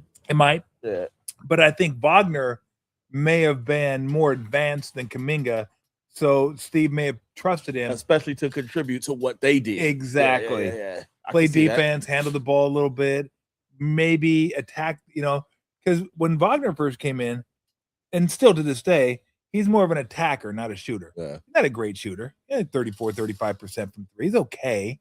But I think he can get hot. Yeah. But I think having played professionally over in Germany is like, okay, I kind of get it now. And then you had Kuminga, who, and again, this isn't his fault. It's not Wiseman's fault. When you get drafted that high, you're expected to come in and play. No question. Right? Yeah. And what they said to Wiseman, they said, hey, run to the dunker spot, run the court, grab a rebound, and play defense. Remember, they started him. Yes. Open the night. He started. Yeah. Everybody's like, he drove one time, crossed over, took off and dunked. We were like, yo, let me open up this laptop and get the futures here. The futures. I think at that point, because 21 draft, right, was the year after Steph came back. And I think he might have averaged like career high 32. And that's when he was on the podium, right? Like, I want to see his next year. The debate to me at that time is like, man, do you package these two picks and get somebody? I mean, I see why they didn't, because at the time it's like Bradley Beal, Dame Lillard, right? And then like that's where the vets was thinking, like, man, don't give me two rookies. Like, we need another baller. And at that moment, do you say, all right, like this is what they need, like this is what this team needs, and maybe it's not Bradley Beal, or maybe one of those picks you try to move to get you, a player, and they've got these guys, but it's always on this deal like the Dante DiVincenzo's. It's like, all right, who's on the scrap heap and need an opportunity? Let me grab you. But maybe instead, if you get the guy that's making 10 million, 15 million, and is ready to play and it's good, instead of leaning into the, all right, we got 2 first-round picks. Now, if those 2 first-round, that's the thing. If they pay off, now you got contributors on a rookie scale deal, and it's just advantageous. Like you said, it's a fine thing you're trying to do. Yeah. If Kuminga and Moody, if Kuminga's more like Moody, it probably works. Probably. Right? If Kuminga's more like Moody, comes in, but I know it's like 6 picks apart, but that's 6 picks. That's 2 different worlds. Yeah. Especially when you 7 and you thought you might be 2 or 3. Yep. You know what I'm saying? Like that's a different world, like different mentality. But to me, that was like the part where it was like, okay, what do we do? Especially coming off of Wiseman. It's like you got like Wiseman to me is like, oh, I think the response to that wasn't as grave. Like, man, we just had a number 2 pick, and that we're like, we got nothing out of it. Okay, this is big. Like, if you took a hit, you gambler, you took a massive hit. You're like, hold on, all right, before we do this next one, like, you know what I'm saying? And I think that they had 2. Was more of a safe. Like, all right, one don't work the other. Yeah. But at that time, I know there are people like, hey, trade with 2 picks, you could get so like trade the picks if you get 2 picks. To me, and if they work, then their way looks smart. You know what I'm saying? Yeah. Like that's the thing. It's like both of them are reasonable philosophies. It just didn't work. Yeah. Like, and so that means the other one might have been better. Like just by that. But of course, if they trade for Bradley Beal, that might not have worked either. He gave up 2 picks. Here's the thing: every sport, every team, you could spend hours on inflection points. Yeah. What happens? What did happen? What had to happen for this to happen and that to happen and this to happen? I mean, I wanted to do something. I thought it would have been cool. I'll probably never do it anymore. But how the KD Warriors came to be. Yeah. Like how KD said yes to the Warriors, mainly only because the Warriors beat him and then lost in the finals. If they win in the finals, KD probably didn't come to the Warriors. Maybe the Warriors don't even feel like they need him if they win another championship. Steve comes to the Warriors, was going to go to the Knicks, ends up with the Warriors. I mean, he just like the Kings drafted Jimmy Fredette, could have had Clay. Like, I mean, they could have traded Andre Clay. Iguodala, Yeah, Andre coming over from Utah. They could have traded Clay and whoever else it would have been, Draymond or whoever else for Kevin Love. Yeah. I mean, it's just so many points. The confluence. That they hit right. They hit those ones wrong. You can go back to 09 if David Collins doesn't overvalue Johnny Flynn. Yeah, exactly. Johnny Flynn, right? 2 point guards in a row. 2 in a row. And none of them were Steph. It's like, we got Rubio and Flynn. We're good. Rubio and Flynn. We are good. That's a tough call. So look, these were inflection points that didn't turn in the Warriors' favor. But I think, after you draft Wiseman, you're like, well, shit, we still won a championship. Yeah, right? We're good. Yeah. We're good. And like now, it's starting. The ramifications are starting to. But, and maybe I'm wrong in the way I think about this. But I just, because I think people expect once a team is at the top, they want them to be at the top forever, and I get that. But you look at the Lakers, you look at the Spurs, you look at the Heat, you look at the Celtics. This is typically the way it goes when a dynasty is like kind of winding. This is actually pretty better than it normally goes. No, I think you're right. Now, if you're cold-hearted, you wanted to go the Bill Walsh route and fucking trade Steph and trade Draymond. Or Draymond for sure. Like you could have easily, like you wouldn't have hit the bottom. You would have went down a little bit. Then you could have, if you draft and picked well, you could have been like stocked. You're good to go. But when you want to keep guys who have meant so much to your organization, who are lifers in your organization, that in Steph's case helped build that arena over in San Francisco, you want to do right by those guys. If you keep them long enough, eventually their value isn't going to be commensurate with their contract. So you can't really trade them anymore because no one wants that contract. And this is what you get. This is what you get stuck with. But I'm glad you brought it up because I think it is better than most of those. And in 30 years, it'll be like a current player ripping them when they're having fun courtside in their free seats for the championship team. Won't happen. Won't happen. Won't happen. Draymond, they're not coming. Courtside. They're not coming. Well, Draymond might. Clay, but they're enjoying the new David era. West, he'll be back. Sean Livingston, we're enjoying the new era. It's gonna, Josh Hart's gonna be on a podcast somewhere. Like, I ain't buying it. We'll smile. We'll smile at each female. Yeah, exactly. Smile at each is like, this ain't real. This ain't real. They're paid. This is some bullshit. They've been paid. Here's the question is, right? I do think. Here's what I do think they've been trying to do this stuff. I remember talking to somebody, and after one deal, they were just like, and nobody's ever going to deal with us, right? Nobody's going to ever make a deal where they think we're going to win. Yeah. Right. It's like we're paying, the point was like, we're paying for, for strutting at the top. Like, what I'm saying? Like, hey, we not like, the Clippers are just never going to do a deal to help do it. Like, there's not. If you get to the point where Mike Dunleavy's like, yeah, man, I like this, that's automatically mean I'm not doing it because, there's this kind of that's what was told to me. Like, man, we're paying a tax, right? Yeah. So, but I do think they've been trying. The thing that I think they're missing is what used to be like their kind of light years philosophy. there was just a lot of like magic touch type moves where like, man, how did they do that? Yeah. That don't really make sense. Like, say what you want, the salary cap spiked and all that, it was favored, but you still got to go get KD. You know what I'm saying? Like, you got to go and you fight with Tom Brady. Remember they bringing Tom Brady to the meetings? Like, you got to go in there and you got to get KD. You got to figure out a way to land Andre Iguodala, right? There was these magic touch moves where it's like, remember they traded for their son Sean Livingston. He was like, oh, you know, okay, he's cool. That's the same guy. Ended up being perfect, right? That's the part that's missing. Like, there's a reason why this stuff doesn't happen, but along the way as they built it, they did things that just kind of defied reason. Like, man, they did that, and that was pretty genius. Like, how did that work? And they're missing the magic. They're missing that. We're gonna figure out some kind of way to go get this, right? And like you said, that maybe that stuff just doesn't last forever, right? You just, especially when, like, if Danny Ainge is calling you, you're holding your wallet in your hand. You know what I'm saying? Like, his reputation is like he's about to try to hustle me because this is what he does, right? So you don't see them making a lot of deals because everybody knows Danny Ainge, if you're not paying attention, he's gonna get you. The last thing, you know, like now can you just imagine? Here come the Warriors calling, like, I don't know, man. I don't know. Let me get It's just like, man, okay.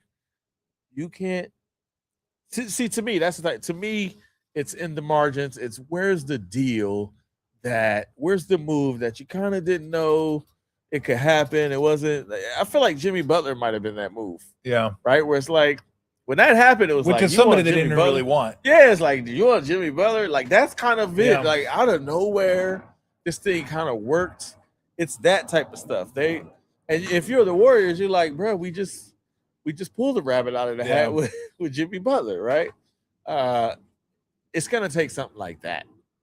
Like, you get LeBron to come here. Like, you just get him to come. Yeah. And maybe if he comes, now people start signing for cheap who don't. You know what I'm saying? And you create this culture and you get a few players who can play back-to-backs, right?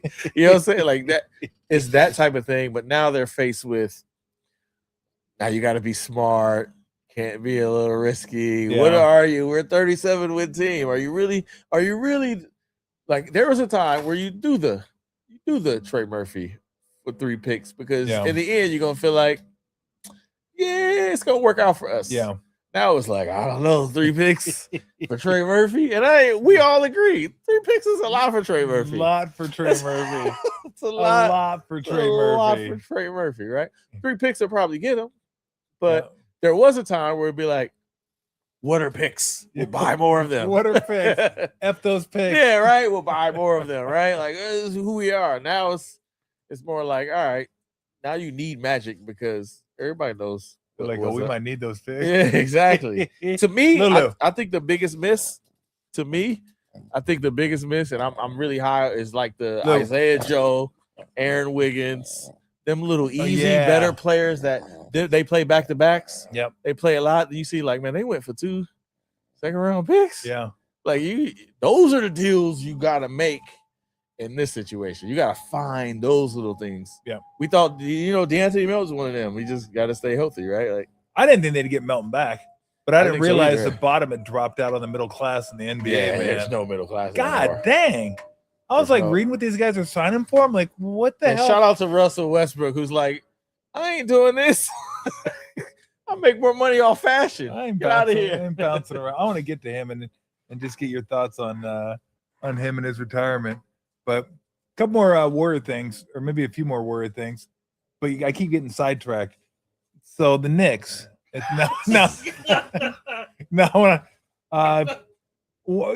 You know KD really well. You wrote a book about him. You know him as well as anybody, which means like you probably don't know him at all. At all. Yeah. Exactly. Why do you think I know why he tried to. I think I know why he tried to make a big deal out of LeBron going to the Sixers and saying that, like, why isn't everybody making a big deal out of it? Like, when they made a big deal, I went to the Warriors. I mean, like, we can all say, please don't do that. But why do you have to bring Clay into it and say Clay wasn't an MVP at nothing? Not just Clay wasn't an MVP. Clay wasn't an MVP at nothing. He wasn't an MVP at wiffle ball. He wasn't an MVP at the dinner table. He wasn't an MVP at cleaning his room. He wasn't an MVP at the house. I think. Why did he have to? Like, I mean, Clay's an MVP somewhere. Maybe. Yeah, well, I know you're going. What would lead KD to say something like that? I don't think he was trying to denigrate Clay as much. He did. I mean, he did a good job of it. I think he was doing what the you were saying. anything is like the kicker. He's trying to say this team should be just as derided as I was, right? I get that. The Sixers team. But in order to do that, you gotta kind of diminish. You gotta say, you know what I'm saying? Like you gotta like, no, we weren't the juggernaut everybody thought. Like, no, they sure they were. Exactly. Of course they were. Also, they were in their prime. Yeah, right? Exactly. They were in their prime. So I know what he's trying to do. Like, oh, where's the hoopla now? Like, where's the you know what I'm saying? Like, and like if you're just looking at this, like Clay does have the fewest accolades. Yeah. Like, you know what I'm saying? He is the guy who's like, wait a second, y'all. People like to act like Clay was, like a Kevin Durant level player. Like, he's not top 75. He that's what he's saying. Like, Clay is not somebody who was in the MVP conversation, whereas like Jaylen Brown has a Finals MVP. Like that's what he's trying to say. Like, I mean, it's just, it's a reach. Oh, it's a reach. It's a massive Clay, but Clay is a unique figure that way. Give me somebody who's as good as Clay that literally is never in these conversations.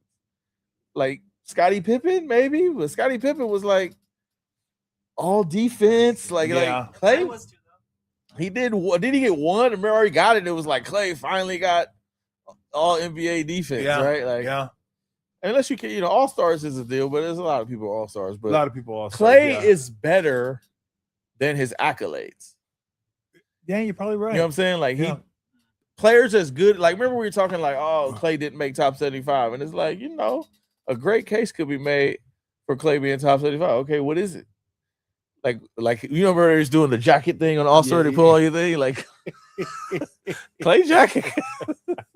Clay jacket is closer to mine than Steph. That's all I'm saying. Like, he gonna have his All Stars, and then at the point you talking about like 3-point champion. Like, he's just better because he played next to Steph. Exactly. And he played as Draymond, right? Like, it's almost like Worthy is probably one of those guys. Like, better. Yep. Better than the accolades. Yeah, I think you're right. One of the players who people forget about and just wasn't good, like Dennis Johnson.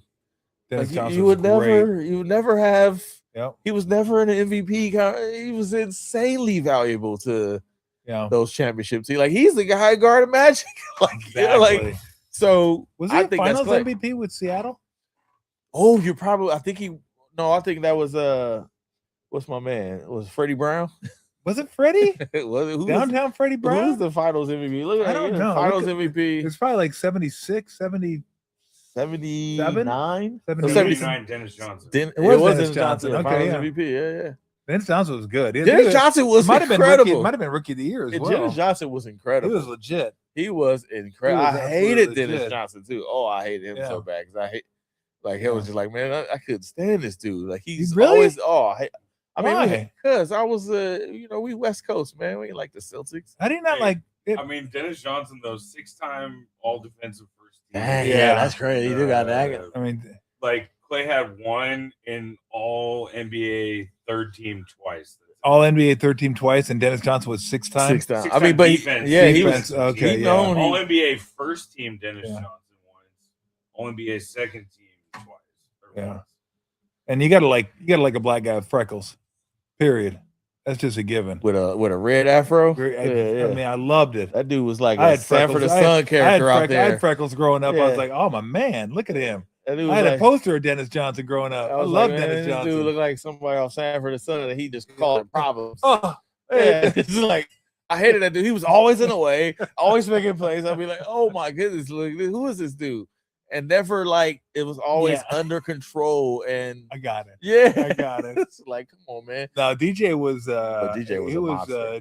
But when you think about the Celtics, remember he's the one that made the layup on the bird steal. When you think about the Celtics, people just forget about that. Like, so you don't really. He wouldn't remember sit how good he baseline. was. He wouldn't sit. I think he passed away, but He wouldn't- died. No, he wouldn't sit baseline. No fucking way. Nah, Dennis he Johnson wouldn't sit Well, baseline. I'm telling you, Not you a underestimate the free He's courtside only ticket. 52.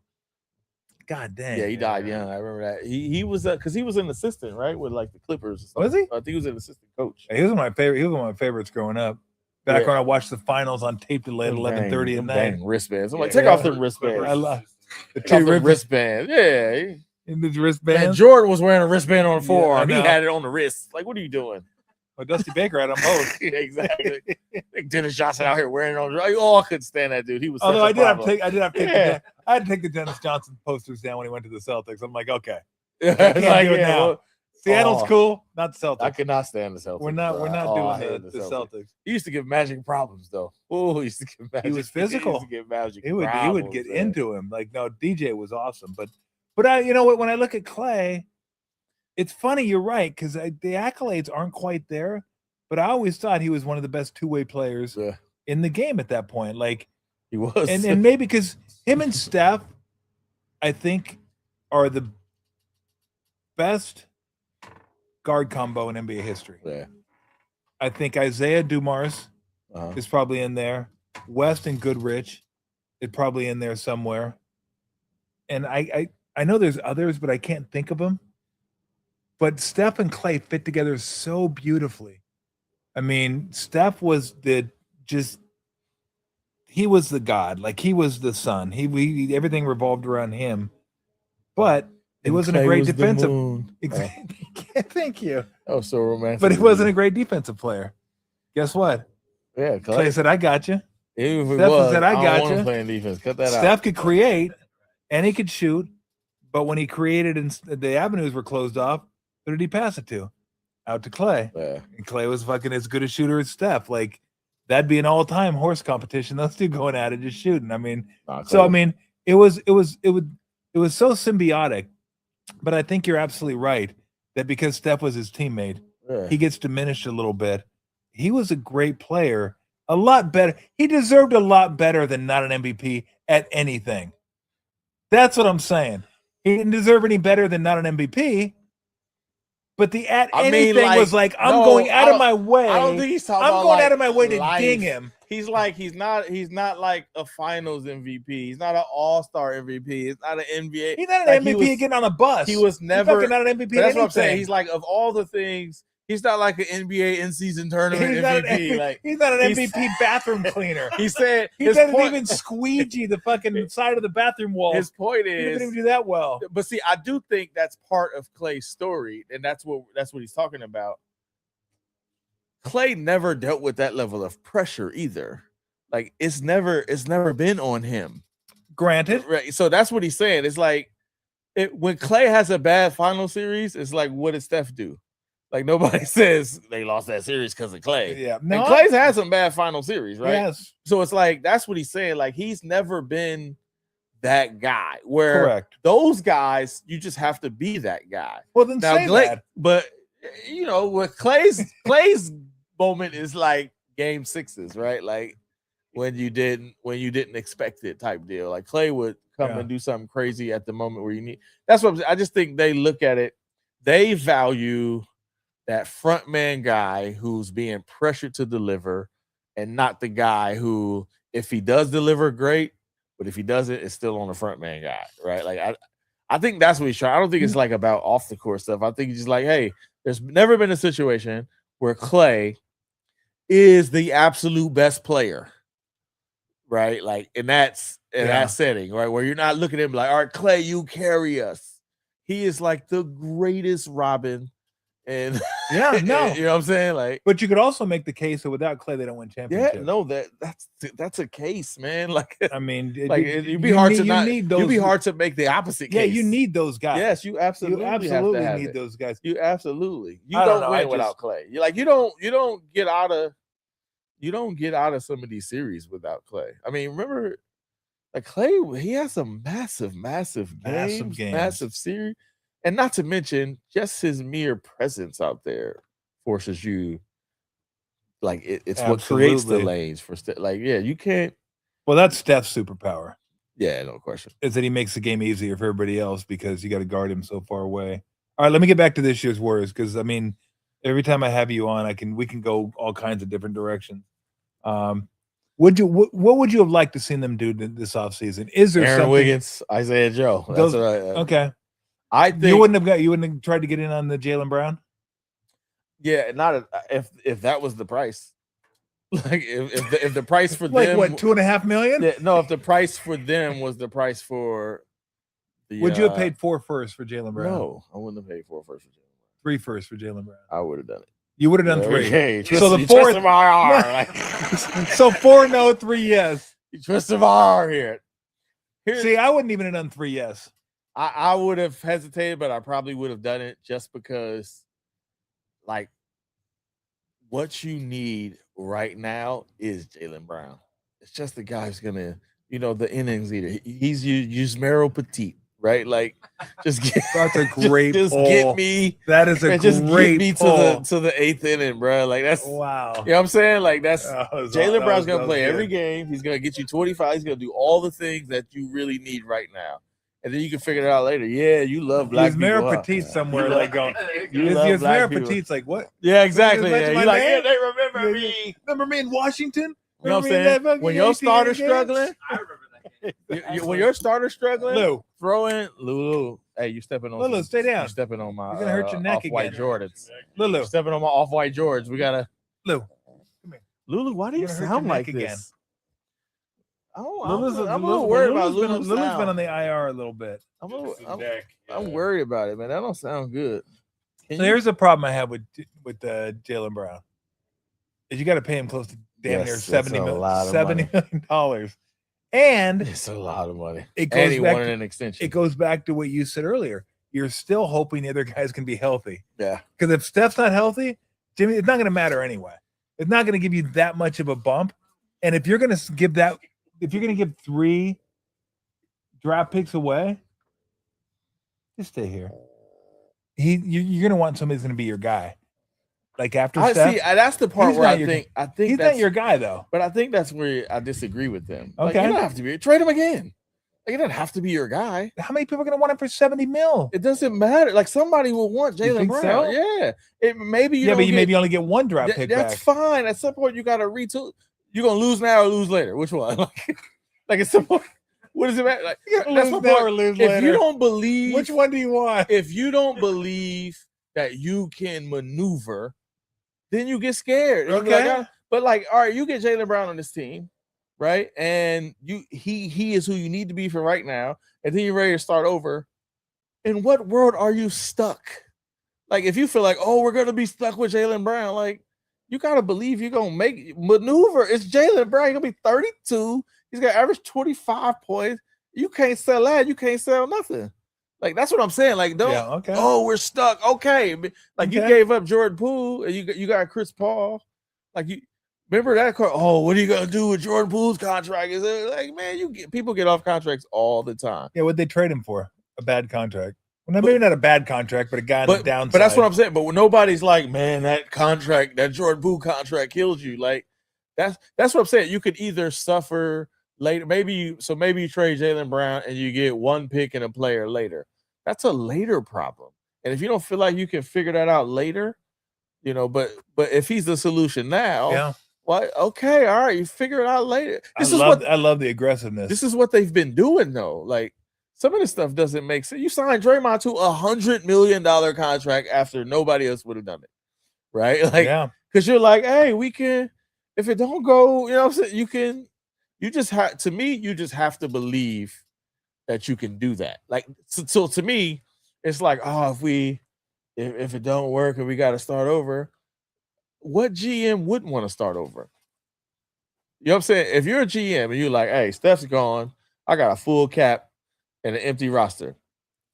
That's the best job you can ask for. Like, wait, I get to build this thing from scratch. Like, that shouldn't be a terrifying thing. That should be like, yeah, when we got to start over. If you inherit the team and there's no picks and empty roster and all the cap, are you like, I don't know if I want that job? They don't have no pick. Like, nah, you take the hand you got and you work with it. Like, so to me, this idea of he won't be my future player and I don't want to be stuck with that. Like, why would you be stuck? Go work. go work Charlotte. Like, go hustle somebody. You know what I'm saying? Like, Go hustle somebody. go scam Atlanta. I got like, hey, you know what I'm saying? Like, that's how. I just think sometimes they get into that mode where it's like, oh, I don't know what this will do to the future, and not necessarily forget the future, but believe in yourself in the future.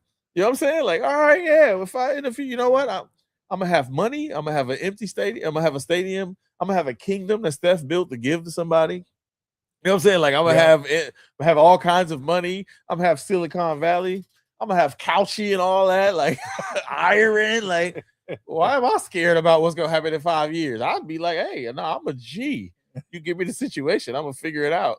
But they're like, I don't want to be hamstrung later. So 4 picks, I don't know if that's a good deal for right now. You know what I'm saying? Like, I don't want to get hustled right now. But if the only reason, but it's interesting. I said 4, you said no. 3, you go, yeah, because it's only 1 pick.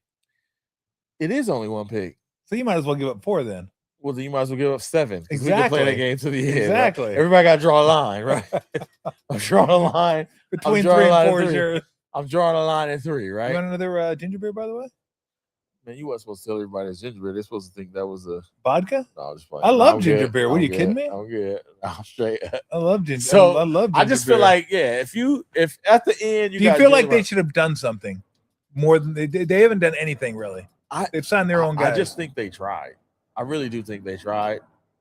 I mean, you could say like, hey, look, say what you want about Paul George. He's available. Yep. He's playing. Right? So I understand, like, it might not, like, if you got to take Jimmy. I mean, if I was Boston, I'd want a player that could play. Yeah, that's what I'm saying. So you got to pay a premium price. Yeah. I can understand not wanting to pay that premium price and saying, you know what? If we could just hang on to Jimmy's back. They love Jimmy. Jimmy has produced. You know it worked. It's the thing. It's the devil you know. I could see why they make that decision. You know what I'm saying? Yeah. But, like, if you tell Boston, all right, we'll do it for 4, do we know they're not saying, all right, throw in pots? You know what I'm saying? Like, that's what I'm saying. At some point, you can't just get hosed. Yeah. Right? That's where I kind of understand them. But I don't, to me, I probably would have been more aggressive on the smaller players than on the big, massive names. Like, how do I hear these guys? I'm like, maybe if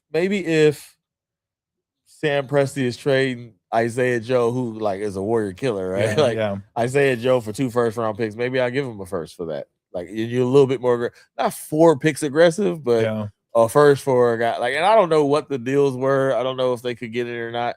But to me, I always felt like the answer is in those players anyway. It's in the players who's going to get you to April. Like, who's going to get you to April? Yeah. And that's where you be like, Bron don't solve that problem. He don't. Bron don't. He solves the problem if you get there in April. Yeah.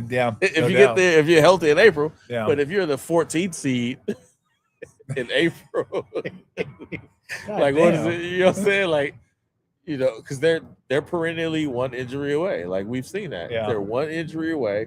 So if you add Bron, maybe you're 2 injuries away. Yeah. Right? But that's the only difference. But they need guys. They need bodies.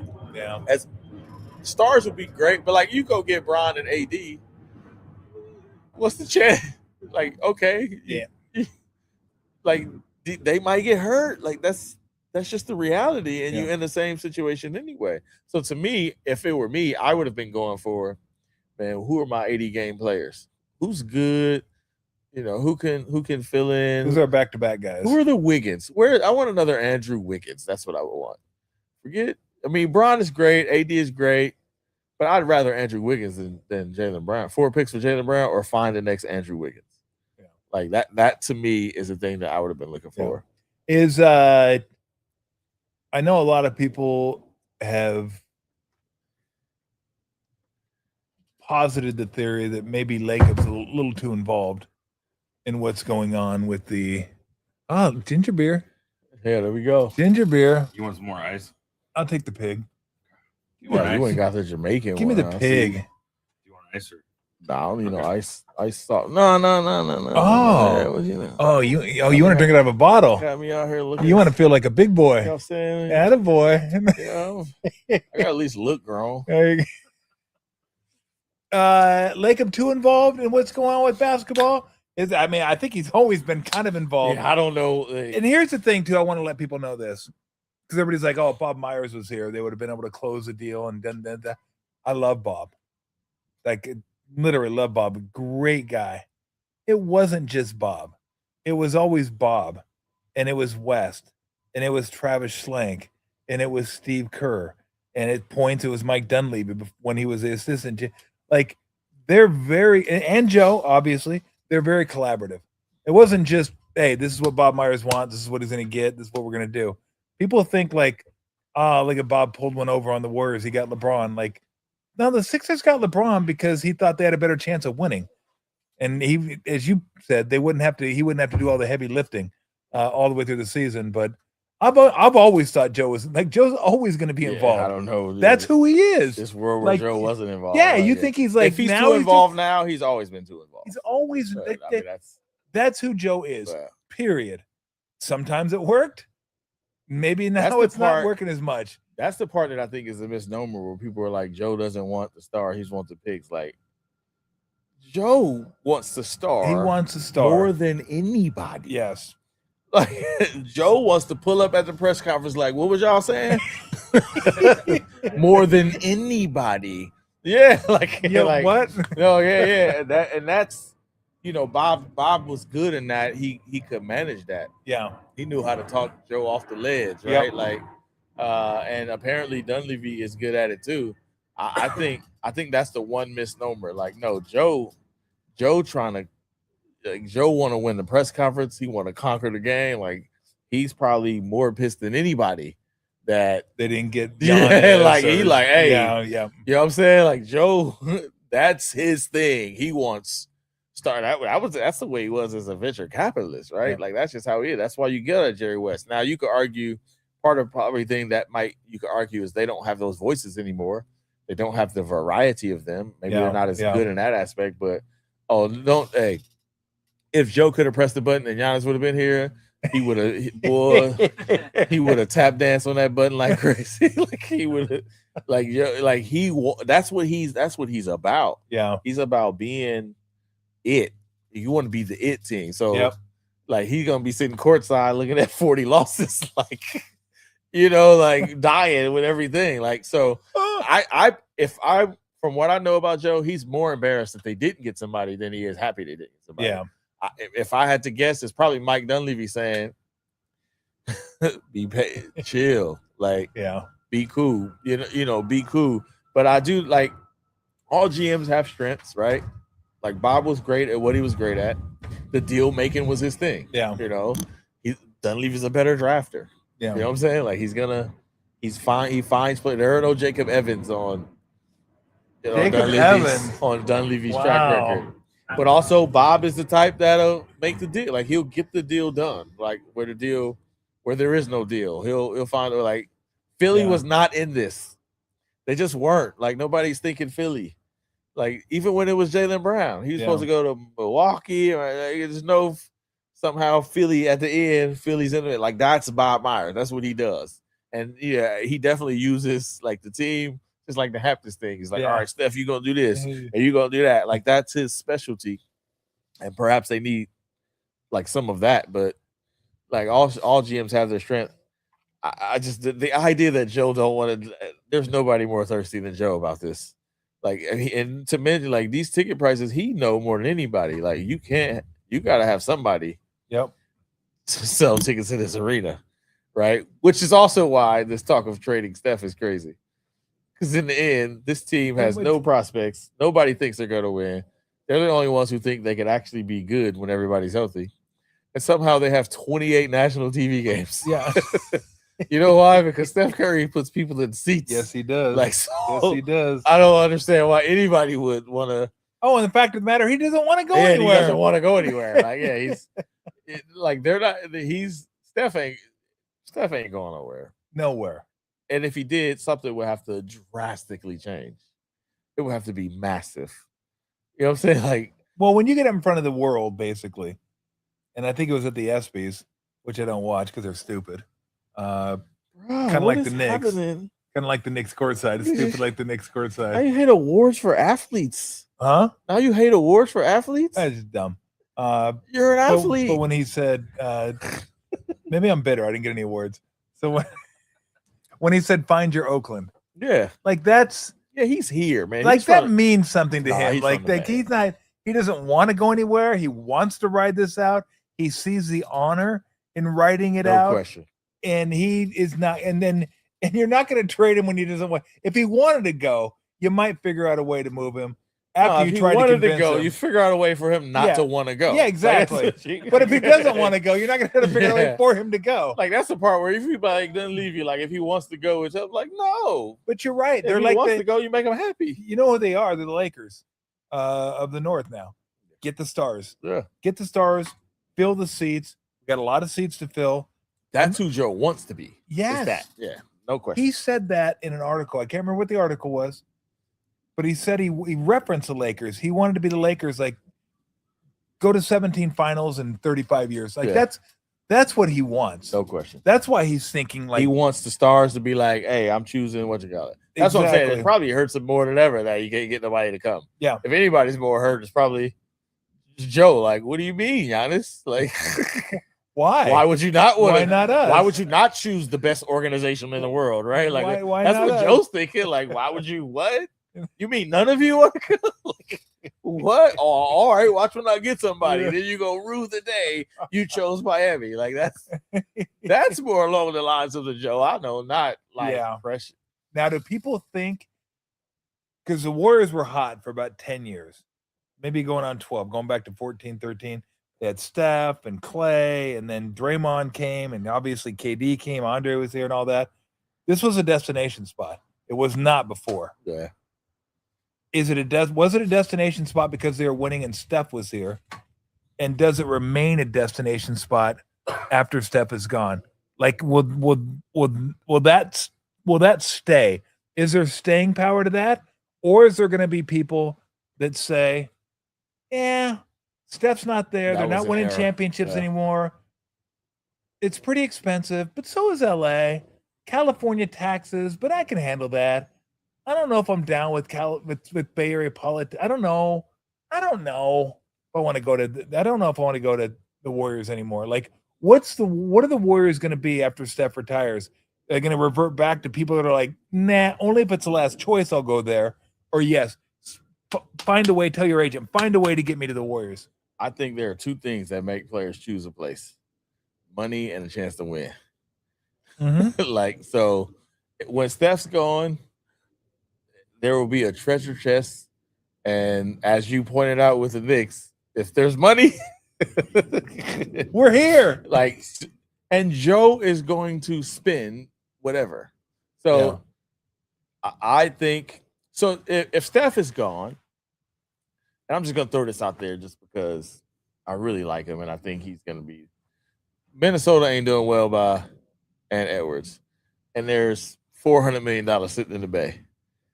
Like, are people like, I don't know about the politics? Ant Edwards don't care about them. Do you have the money? When people were coming here with destination because you thought you could win a championship. Yeah. People like David West taking less money to win a championship. Outside of that, like Jimmy loves it, but Jimmy also got money. Yeah. So like Jimmy got paid. So 2 reasons people come: that you win a championship or you got money. That's it. And like if you're in Miami, like it also might be if you got. Well, your let me pick ask of you this places. though: what if there's another team out there like the Lakers, or the Celtics, or the Heat, or maybe even not so much the Spurs, but Chicago?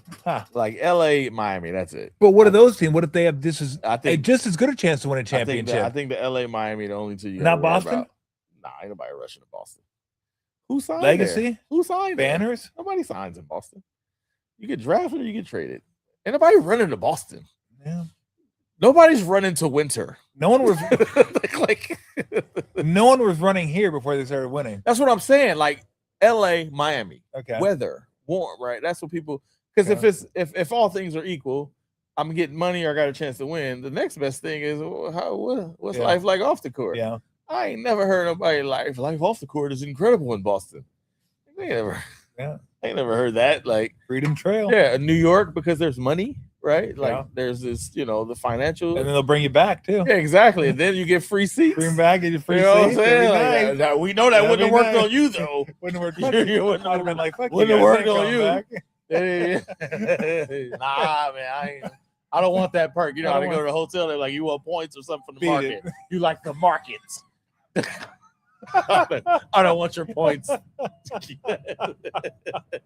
Keep your points. Keep that. You're not getting me with the points. Give me my sun chips. I'm just like that's what Joe's got. Joe's got the day Steph leaves, and look, it's 60 million. What was whatever Jaylen Brown was? Yeah. They've got. Hey, we have Hey, Scrooge McDuck, come dive into the coin. Scrooge McDuck. Right.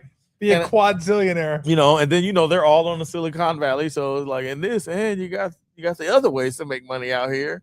Like that's why people will come. That's what they'll have. I just don't know that. Like again, if you're competing with the Lakers and they got the choice, yeah, people probably rather live in LA, no question, Miami. But there are not that many places that are just winter is just your sports in the winter, man. Like ain't nobody trying to be outside in December and saying you got to shovel the driveway. Like you'll do it for the money, but if there's money in LA, you know what I'm saying? Like you take like, hey. So I think if nothing else, they should believe that.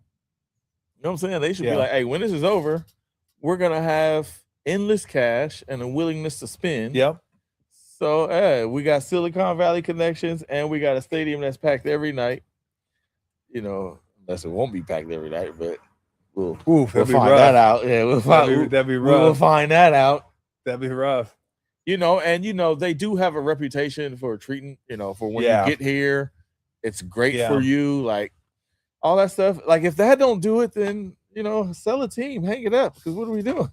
That ain't happening. Exactly. That's my point. Like if you feel like you can't get somebody to come, that's kind of on you. I've said this, and I'm gonna get your thoughts on this because I know a lot of people are kind of. Again, I shouldn't say a lot of people. Some people are down on Lacob right now. I think he's too involved with what's going on with the draft picks, the free agency, this and that. And somebody compared him to Jerry Jones. I'm like, yeah, Jerry hasn't won in like 30 years, okay? Yeah. Jerry hasn't won in 30 Jerry years. does a press conference after every game. Yeah, but be that as it may. Like after every game, the media runs to Jerry Jones. I'm like, don't you want an owner who wants to win? Like you can go over the top a little bit. Yeah. Like Al Davis wanted to win, right?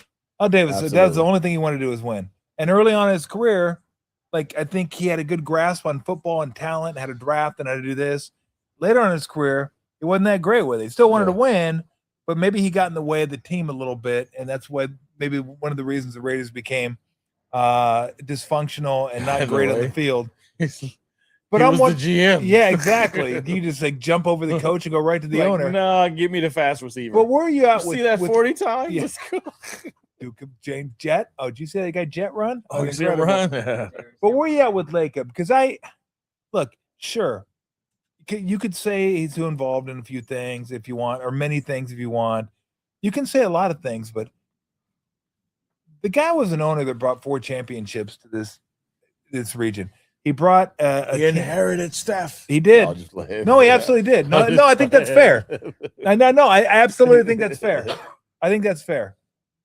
But you still have to go out there and hire the right people that can make the right decisions to put that team together. Because we're not just talking about championships. We're talking about one of the greatest 10-year runs in the history of NBA basketball. I mean, maybe the Lakers of the 80s, Celtics of the 60s, and that's about it. The Spurs were over 17 years. They were just like kind of like the Spurs themselves, methodically, dominantly boring. Just 17 years. Here's our 5 championships. But I mean, I get it. I get why people, and I get the whole light years thing, and I get people that think maybe he's arrogant, and maybe he is, and that he pushes guys too much, and that he's a little too much. He's a little too much. If I could borrow a phrase from the kids, maybe he's Lacob maxing. I'm not sure. I'm not even sure what that means. Don't gaslight me. Wow. I don't even know what that means. But Lake up Max. but I want a guy that's willing to spend the money he spends and go over the salary cap, and as you said, try to get guys who are stars.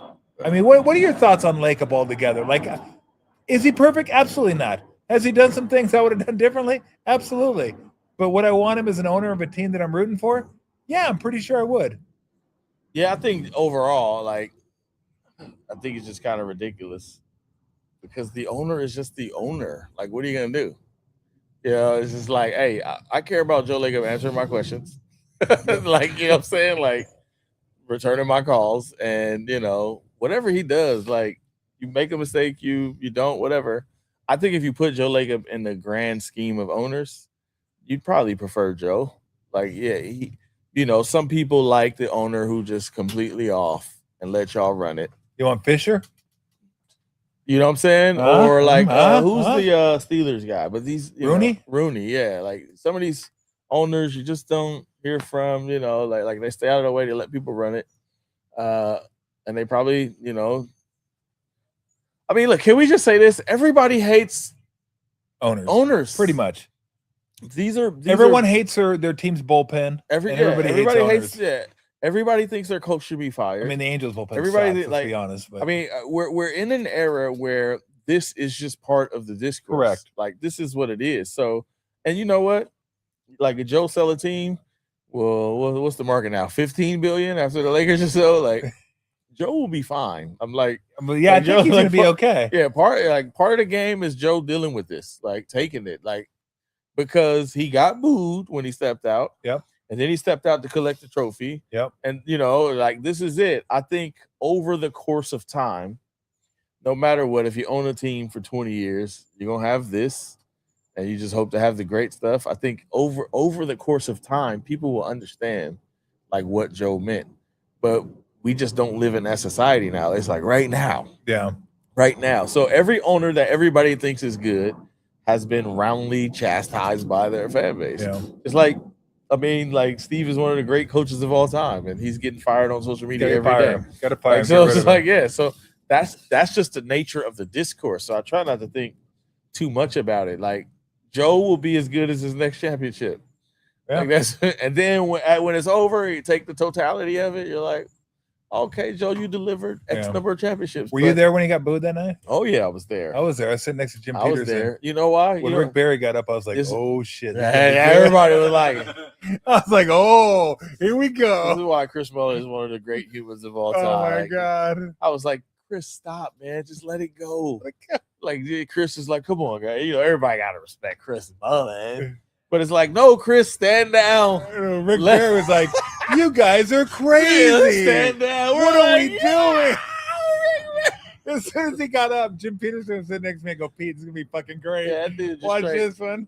That dude chastised an entire arena like a sophomore class. It was so good. Like a sophomore physics class. It was so good.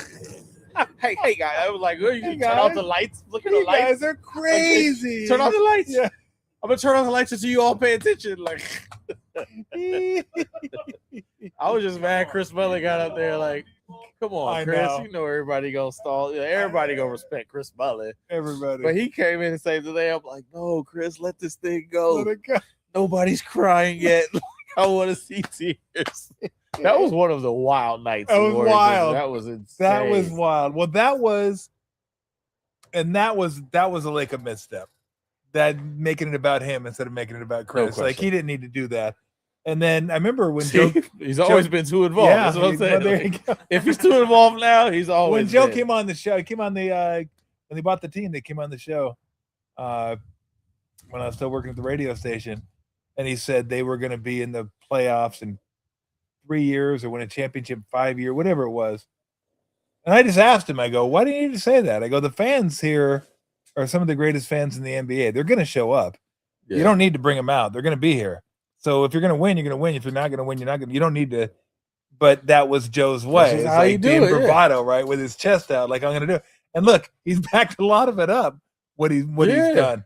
I mean, I don't follow WNBA, but look what the Valkyries are doing. Exactly. I mean, Yeah, he said it. Now he got a new Like, place we're to talk coming. his talk. Like, Oh let's my go. God. Yeah. I got another arena. Let's go. WNBA smack, bitches. Let's You know what I'm go. saying? You know what? I do respect that. Draymond is that way. Draymond once told me, like, he talks trash because essentially puts himself on the edge. Yeah. Like, now I'm talking trash to you. Okay, now I gotta back it up, and it gets him to a place. So I think Joe is one of them people. I'm gonna say it because then that's gonna make me back it up. You know, and if you don't say it, you're not accountable for your words. And that's why I respect Joe. Joe is always gonna be accountable for his word. I don't agree with a lot of stuff he's done. You know, I can pick and nitpick in that. Yep. But he's gonna be accountable.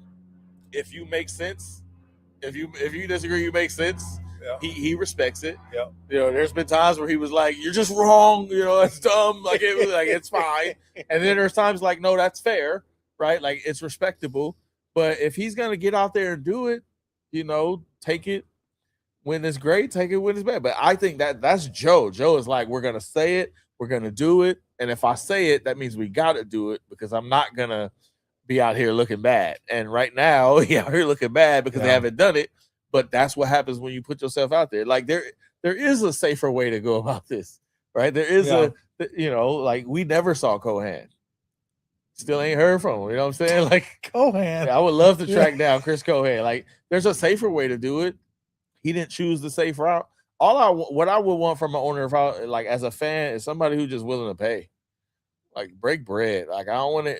It would drive me crazy for these teams who are like, I don't want to do this. Right? I don't want to. Like they win a title. James Dolan, who got all the money in the world, is talking about we're not paying a second apron. Like the cat, like bro, I'm not even buzzed off the Moet yet. Like you're already telling me I'm not getting an extension. Like, like Rosen did it. You should too. Yeah, exactly. It's like So and that's what it always was for. It's always like, you gotta pay Jason Caffey $35 million, right? Like you gotta. I don't know. Remember you couldn't. I mean, that was a rule, but it's like you couldn't keep Gilbert Arenas. It was always a limitation because of the willingness to spend and willingness to invest. So to me as an owner, just the way I grew up in the sport, it's like the owners who break bread are the ones that get you there. Now, part of that is paying for the right people to be in position, like not just players, but paying for the right people to be in position. Like I like that Joe talks so much. Like it gives me fodder, right? I don't want Joe to shut up. Yeah. I don't want Joe to go high in the corner. Yeah. Joe, when I was Joe was one of my big scoops when the whole sale thing was happening. I got a tip that it was him, and I tracked him down and like got him on the phone, and he couldn't talk. He was like, oh no, and he got off the phone. I was like, he got off the phone. Yeah. But when it was a deal, like he called me back. He was like, you were the first one on it, so I'm giving you the story. Right. And I was like, and he's been like that. Like he's fair. He's a billionaire. Like what are we talking about here? Like, I don't know this. You know what I'm saying? This is a whole different world. And that's the thing. Sports is all that too.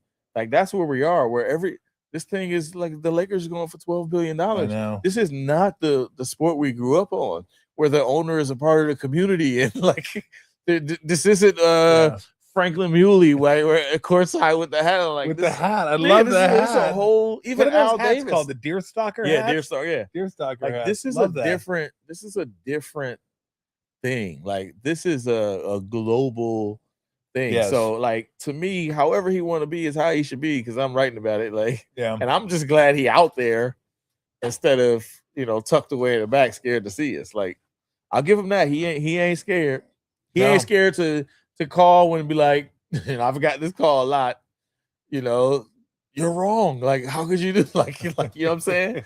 And then, but I respect, because he'll be like, you were on it. One time he was so pissed at me in the Phoenix Suns locker room.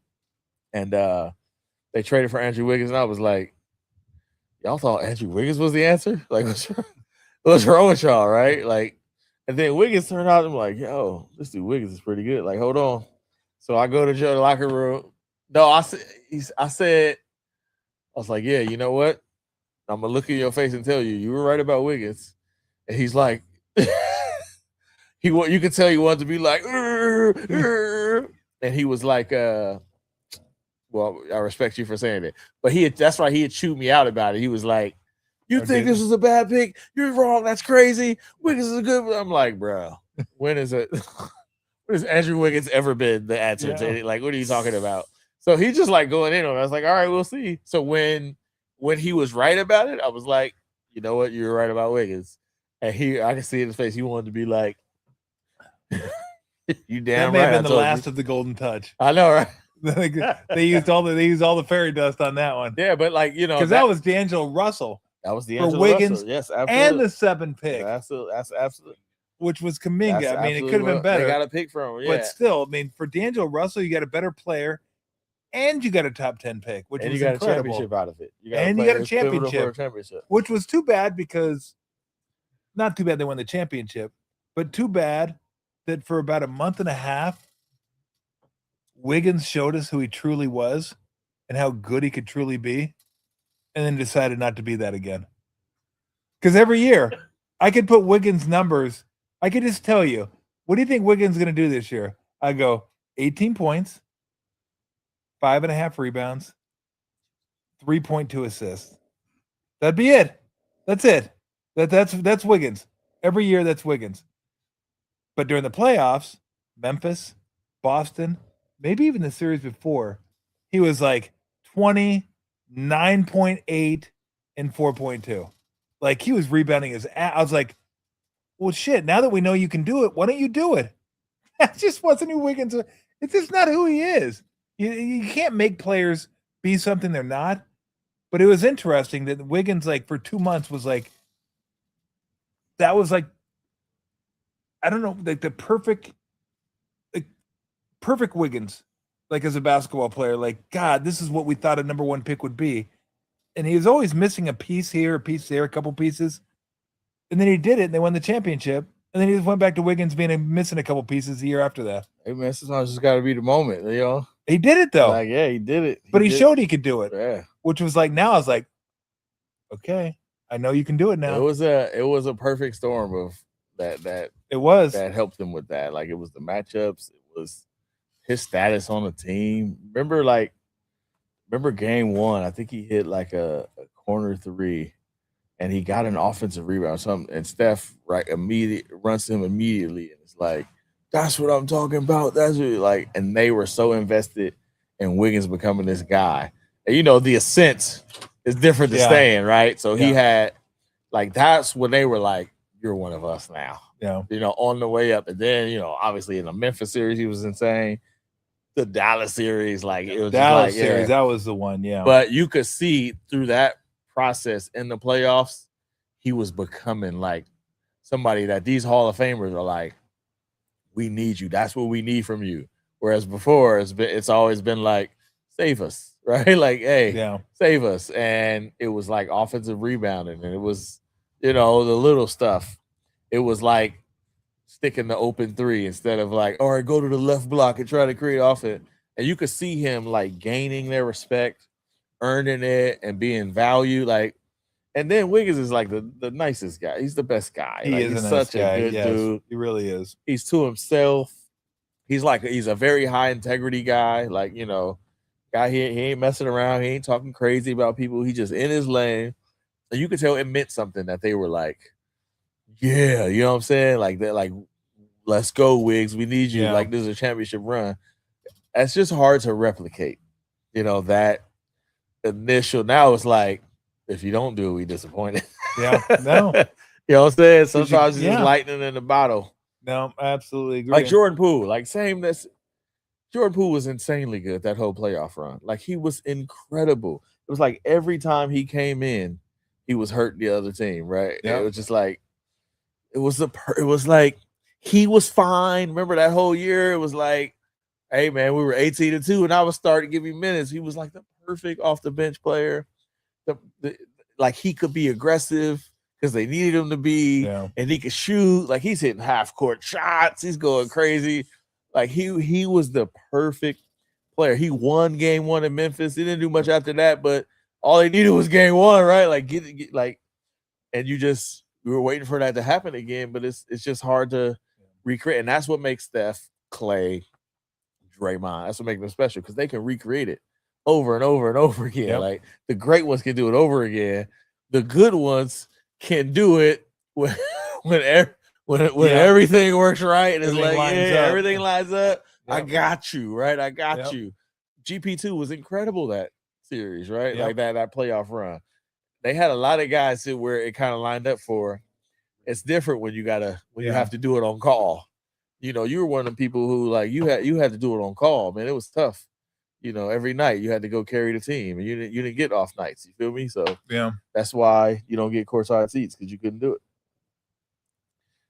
If otherwise you'd be What? courtside. Damn. You'd be Darn. Wow. If I can give you a red card here in a second. 2 yellows, baby. Give me should 2 the, yellows. That's different. Should the Warrior fans feel comfortable with Mike Dunleavy as a GM? I mean, Well, that's you're a not tough- starting off great. no, I think Dunleavy's doing good, but I guess the question is, what do you want from a GM? Because you can't get it all. You want a good drafter, you want a deal maker, because now you can get the deal maker. They wanted Bob Myers out, right? Yeah. Like Bob Myers, like, oh, Bob Myers is killing us.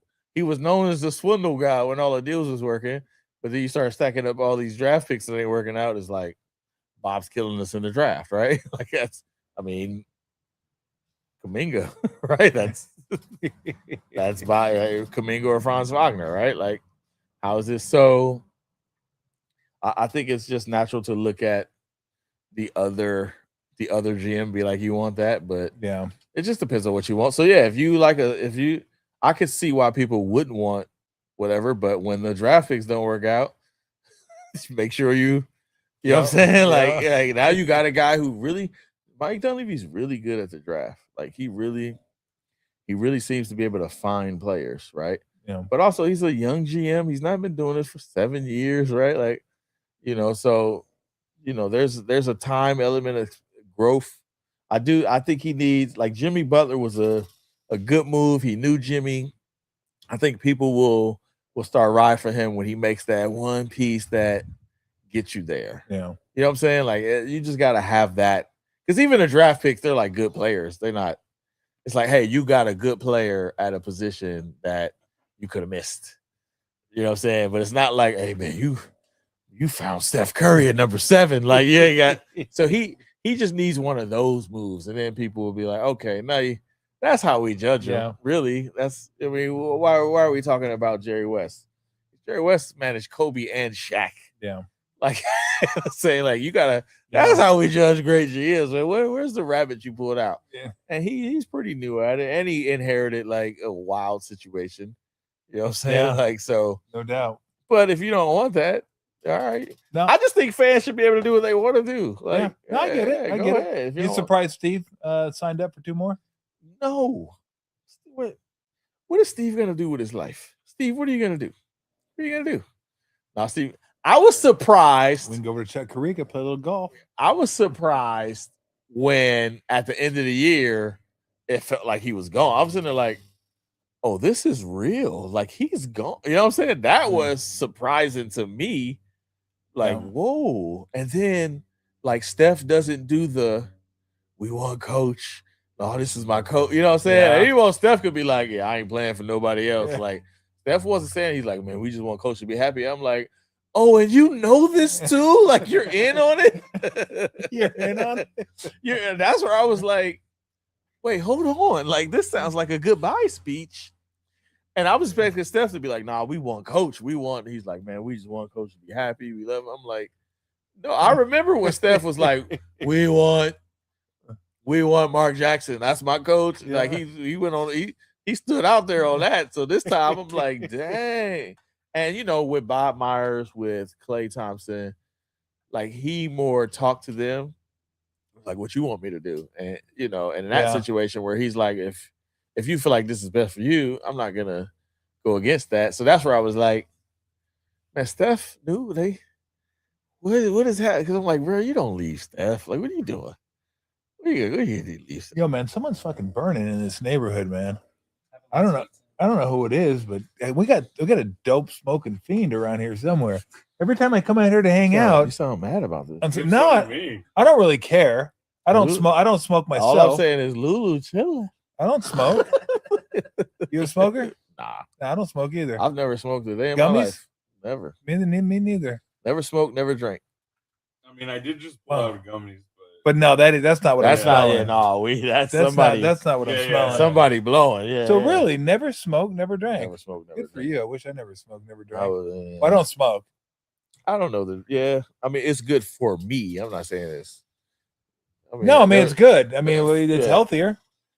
Yeah, I mean, I mean, you can pick it up. I can show you how to do it. Nah, I'm too old I can go get glass for you right now. It's not that hard. Like, I don't like addiction is the problem. Like, but what's to me? I don't know. If somebody eats gummies or smoking, no, I just was raised by addicts. I'm not touching that stuff. Like, I ain't no. I guess that'll get you off. Yeah, I guess that'll get. Every time I see it, there's been times where I'm like, man, whatever, it's a big deal, and I see myself like under a freeway, like there's.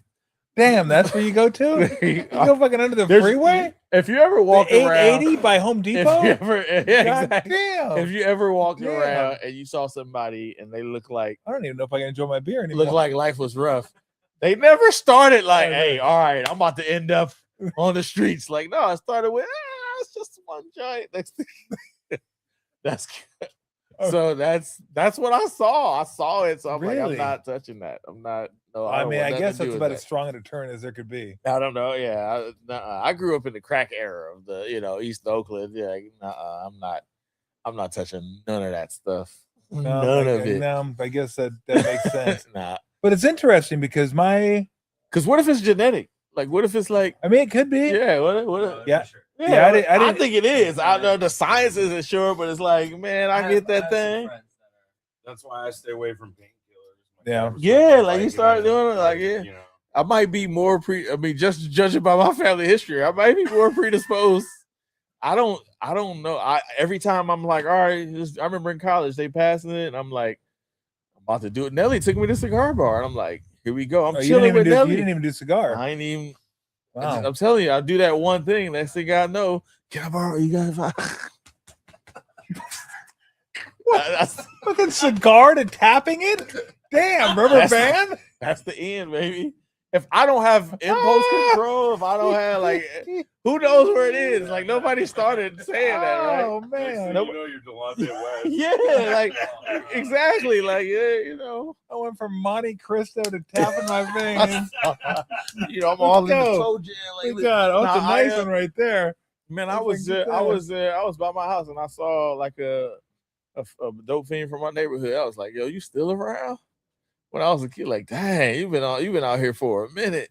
I'm telling you that them original ones, that stuff was different. You could stay alive on that. Like, what? The original crack, the original stuff. Like I'm telling you, like classic Coke, classic crack, whatever that was. Then people don't like they seem a little bit more fortified. They like I'm telling you, dude. Like it's different. It's different. It's not that fentanyl stuff where you out and in 2 days. Like I'm telling you, it's a lot of. So it hardens you. I don't know. It's something happens. It cauterizes or something. I don't know. I was telling. I'm telling you that that's you see me be like, oh man, you're like, yeah, no, I've been clean. And they cleaned up and they held like. Now if you started now, that's synthetic stuff, something different about the stuff. You ain't got that much longer, man. But them old back in the 90s, man, they got beat up, jumped, shot, all that. It was organic crack. Yeah, that's what I'm saying. Thank you. That's what I'm saying. That was it's sold by Clover. You know what I'm saying? I'm sorry, Clover. I didn't mean that. It was whole. It was derived from, I'm telling you something about organic crack. And they let their chickens roam in a 108 square foot cage. And that's where you get the eggs from. We'll see in 20 years if the people who was on it now still around. I know too many. They still around. They be like, yeah, man, I did a good 15 years on the streets, but I'm still here. Now they struggling. Like life is rough. Your body fall apart, but I'm telling you, dude. I've seen too much. Man, you ever seen so-and-so? Yeah, he clean out. He's still alive. Last time I saw him, he was getting stomped out at the mall. They see, he like, yeah, no, he got a job and everything. We're like, man, He's working Orange Julius. I'm telling you, that original stuff was different. The Snowfall, the movie Snowfall, whatever they was used to. That was, I'm telling you, it was different stuff, man. I've seen too much to know. I'm like, nah, y'all don't understand. The early 90s, late 80s, though, thing was different. I'm saying they were built different. That wasn't part of my scope. that wasn't part of my scope. My bad. Growing up. Yeah, I didn't have to. I was pretty much just your fucking average milquetoast white dude in the suburbs. That was basically it. Nah, I was the ones when y'all had to go do, charity stuff. You're like, all right, we're gonna go to school. Hey, I was one of them. Oh, you were? I was sitting there. The DARE program. The DARE program. You know what I'm saying? We all knew Nancy Reagan. Just say no. That was all Ralph Walker. Remember Ralph Walker? Yeah, the security guard. He was my police activities lead coach. Was he really? Yeah, I grew up with Ralph. Ralph was great. For those of you who don't know, Ralph was a security guard. I think he was a police officer before. Yeah, he was a police officer. And then became a security guard and with then the he was Warriors. Steph's body man during the... He was a body man. And wasn't Ralph? No, that was a different guy. Because there were so many guys over at the old Oakland Arena that I remembered that would stand in the same spots. And when Steph shot his shot from the tunnel, he would always be there feeding Steph the ball. That wasn't Ralph. That was Curtis Jackson. Yes, exactly. Yeah. But I know Ralph. Yeah, but that was Ralph. I used to see Ralph every weekday. He would open the gym. Ralph taught us handball. We played in handball tournaments. We played basketball. That was Ralph. The first time I ever left Oakland, we'd had a basketball tournament in Santa Monica playing for Powell. Ralph took me. Wow. Yeah, Ralph was in our neighborhood. That's cool. Yeah, Ralph was in our neighborhood. Our neighborhood was notorious, but Ralph was there every day. Ralph did a move.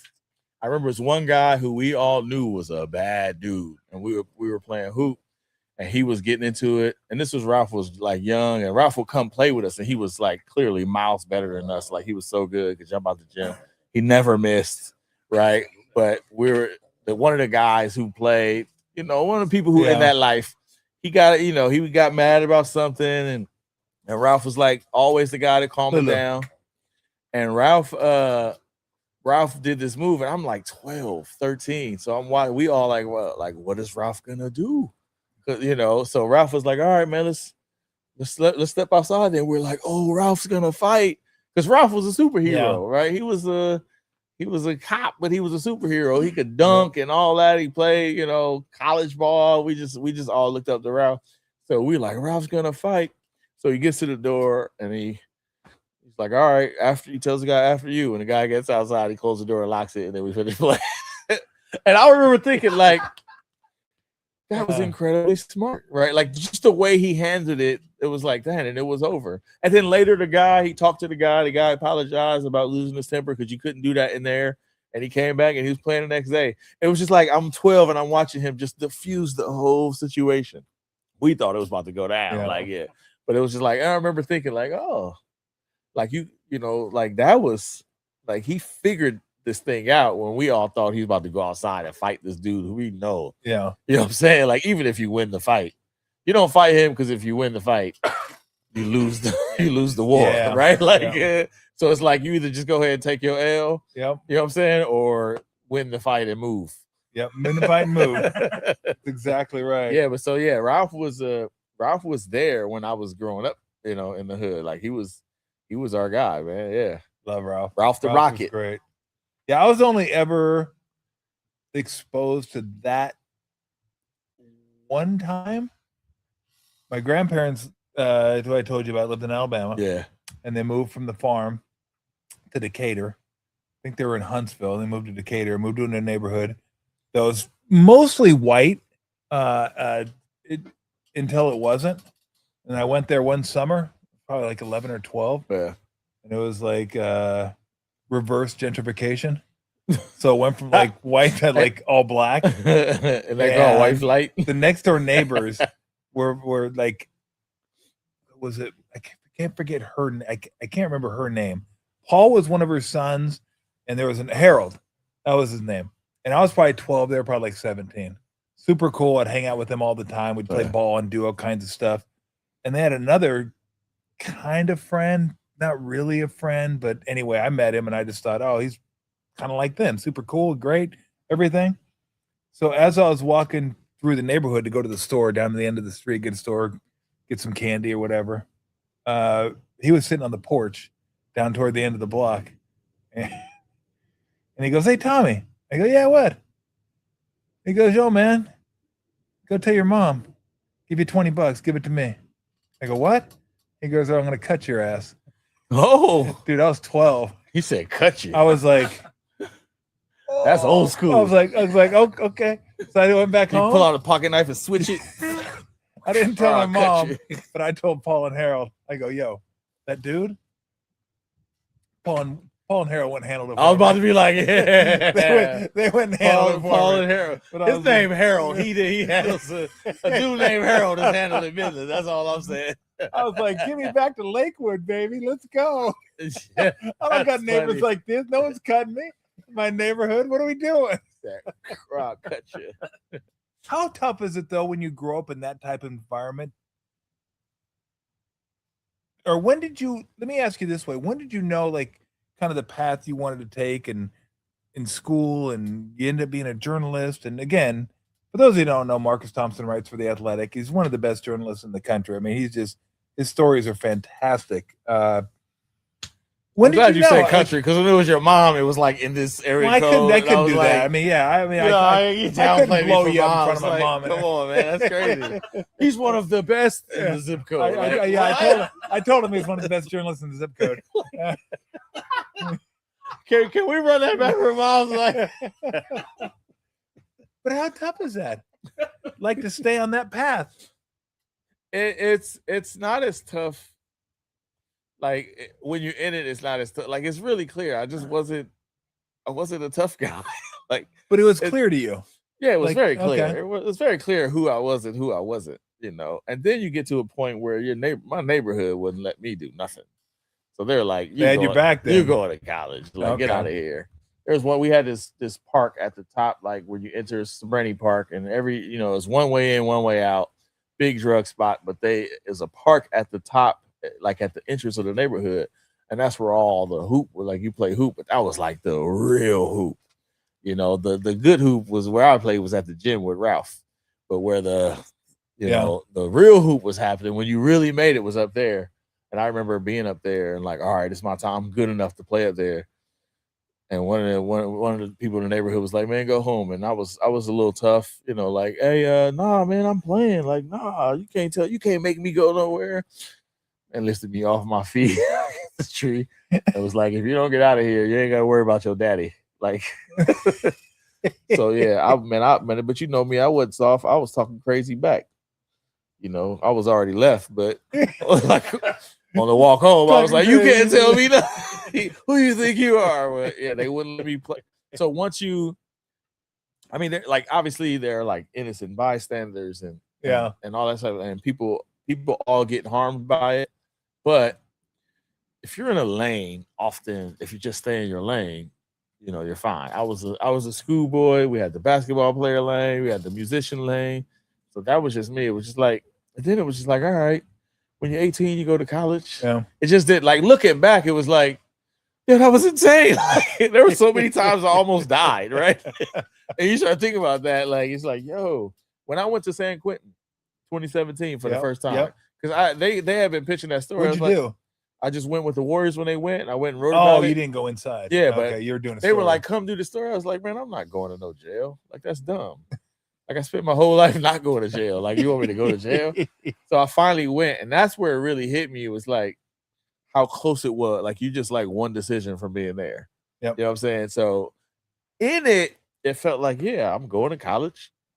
I'm gonna have a career. Like, I'm not selling drugs. I'm not doing any of that. And there's a lot of people like that.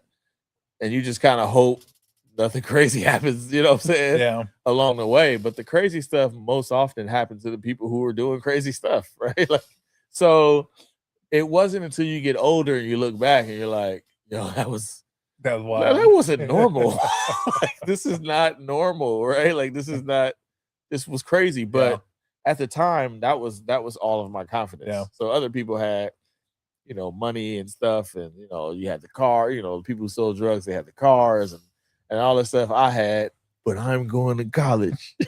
You know what I'm saying? I'm gonna make something of myself. I was like a Saturday morning cartoon commercial special. That's who I was. I'm just a bill. You know what I'm saying? Just a I was, you know, lonely it's like, old you know, bill. And this I'm is your sitting brain. here. This is your brain on drugs, right? And I'm like, I'll never do it because this, I don't want my brain fried up. Like all that stuff it worked on me. Man. All right, we'll wrap it up pretty soon. I mean, thank you so much for hanging out. Always appreciate it. OG of Oakland, athletically, who is the guy that not only was a great athlete, because they've had plenty of great athletes, but who was the guy who was a great athlete that continued to represent Oakland throughout, gave back to Oakland, and just was kind of the embodiment of Oakland throughout their life or their career, whether they be alive or dead? Oh, that's a tough one. I'm putting Damian Lillard on that list. Okay. Dame, just because like he did it and he still, you know, that dude throws a picnic every year, like in places that I'm like, I ain't been over here in a long time. And he's still in it. I do think people like that, it's hard to say that without Steph, even though he didn't grow up here, because Steph is in places where you'd be like, Steph, are you sure you want to go there? Watch out, Steph. Like, hey, watch out. Come on, man. I know you, Steph, you know what I'm saying? But like, hey, be careful. But you know, I think it's more of the OGs, right? It's a lot of those older players who didn't make it, who didn't become stars. Yeah. But they turned out to be, you know, good people in the community, building the community centers. People like Brian Shaw. Like there's a lot of those stories. I mean, Ralph was from Chicago, but he was one of those people where there's just so many people in these neighborhoods that's doing all this work that you'll just never know about. You know, you'll just never know. People like Howard Gamble ran the AAU program, and at the time, you don't really know the Oakland Rebels. I don't think he runs it anymore. Melvin Landry. I remember we used to play games, and the coach, the run dude who ran the program, will be reffing our high school games. Yeah, and it's like you don't know what's happening, but at the time, it's like, yo, he's reffing games to try to make sure this program sticks around. You know what I'm saying? So, like, I just think it's a lot of those people who you just would never hear about. But my uncle or my family members would be like, you don't know him. He in the TOC. He was, he could run a 3.940 and like yeah, whatever. 3.940. They were like, you know what I'm saying? They just that whole era, like that's what the community is. There are just so many of those people. But from a big scale, like to me, like Dame does a lot. Does Andre Ward factor in at all, or is he outside of that's what I wanted to ask you about him. No, absolutely. I mean, Andre Ward, I mean, there's a very underground, like a big like underground boxing culture. Yeah. Andre Ward made it real. You know what I'm saying? Like, oh, hey, you could before it was just like, hey man, stop robbing liquor stores, go to the box. Go box, you know what I'm saying? Like, and then it's like, all right, here's a way for me to control my anger, learn some discipline, be tough. But Andre Ward is like, hey, hold on, this boxing thing is a thing, right? Now you see guys like, like Devin Haney, Yeah. It was just like a subculture that Andre Ward like made real. But yeah, he's one of them guys you don't think about. Andre Ward, obviously, like Gary Payton, like it's just a lot of. I just love the guys who like, oh man, I went and played college ball. Darnell Stamps, who's like was the star of McClymonds, played at Fresno State, came back. Now he's coaching in the. He wasn't great, but there's a lot of kids. Frank Knight, Fremont High, there's a lot of kids. Ayinde Ubaka now who played at Cal, Oakland High. A lot of people whose lives have been impacted because they didn't, they went and came back. So like those are the types that like as one of the kids, like the Ralph Walkers of the world, these are everything. It wasn't, Chris Mullen was Chris Mullen, but Ralph Walker was like the one saving our lives. You know what I'm saying? It was like those people who were like literally in the midst of the violence, right? Yeah. So yeah, it's a lot of those people in just about every neighborhood. Can you imagine what it is in Chicago, right? Like, yeah. Like that's all it is. Well, I know you wouldn't say it, but I don't do not write articles. You help. I mean, you're there. You go to school. Yeah, you know what I'm saying? You feel me? I go talk to a couple. You go to schools and speak. I love, man. So now I'm one of the best in the nation. Now I'm like a community advocate. But when it was to your mama, I was like number 6 of the 510. Like, not what I said. I said one of the best in the area code. Yeah, it's like he's top 10 in the area code. Yeah, like, you know what I'm saying? That's a big deal. Now he's about to give me the Presidential Medal of Freedom out here. Like, can we get your mother in here for all this? No, but you do a hell of a job. I mean, you always put your arms around Oakland. Yeah, it's really, I don't know. I value the people who, like, I go to games. People see me, but there's just a lot of people in the trenches. I'm not in the trenches. I have a nice home. You know what I'm saying? Like, I might pop up at a high school game, but like Mr. Fab is in the trenches. Like, he's doing thug therapy sessions, helping people understand mental health. He's passing out turkeys. Like, that dude. Oh, Marshawn Lynch is another one. Marshawn Lynch. Yes. These dudes, Marcus Peters, right? Marcus Peters became the coach of McClymonds, right? Oh, really? Yeah, he's not a football coach. Like, when I watch these dudes, I'm like, yeah, man, I'll write some articles. I'll shout. These dudes are in. So it's hard for me to see that. I'll be telling myself, like, man, you got to get out there more. Like, but I'm busy. I'll come, hey, come speak to if somebody asks me to come speak, come talk, I'm always doing it. That's easy. That's what I offer. Marshawn Lynch is feeding families, teaching kids, and you know what I'm saying? Like, they're Josh Johnson. Like, I spoke at their, they got the Family First camp. And the crazy part is me and Logan, we did a session about media, and Logan used to go to the camp when he was a kid. Yeah. So it's like Logan Murdoch went to the camp. Logan's from Oakland, went to the camp, played for the Oakland Dynamites, and now he's there teaching the kids. But that's how long they've been doing it. That Logan was one of the campers, and now he's there. Like Josh Johnson, you see him talking to kids, and don't nobody know Josh Johnson, right? Dude been in the league for 20 years.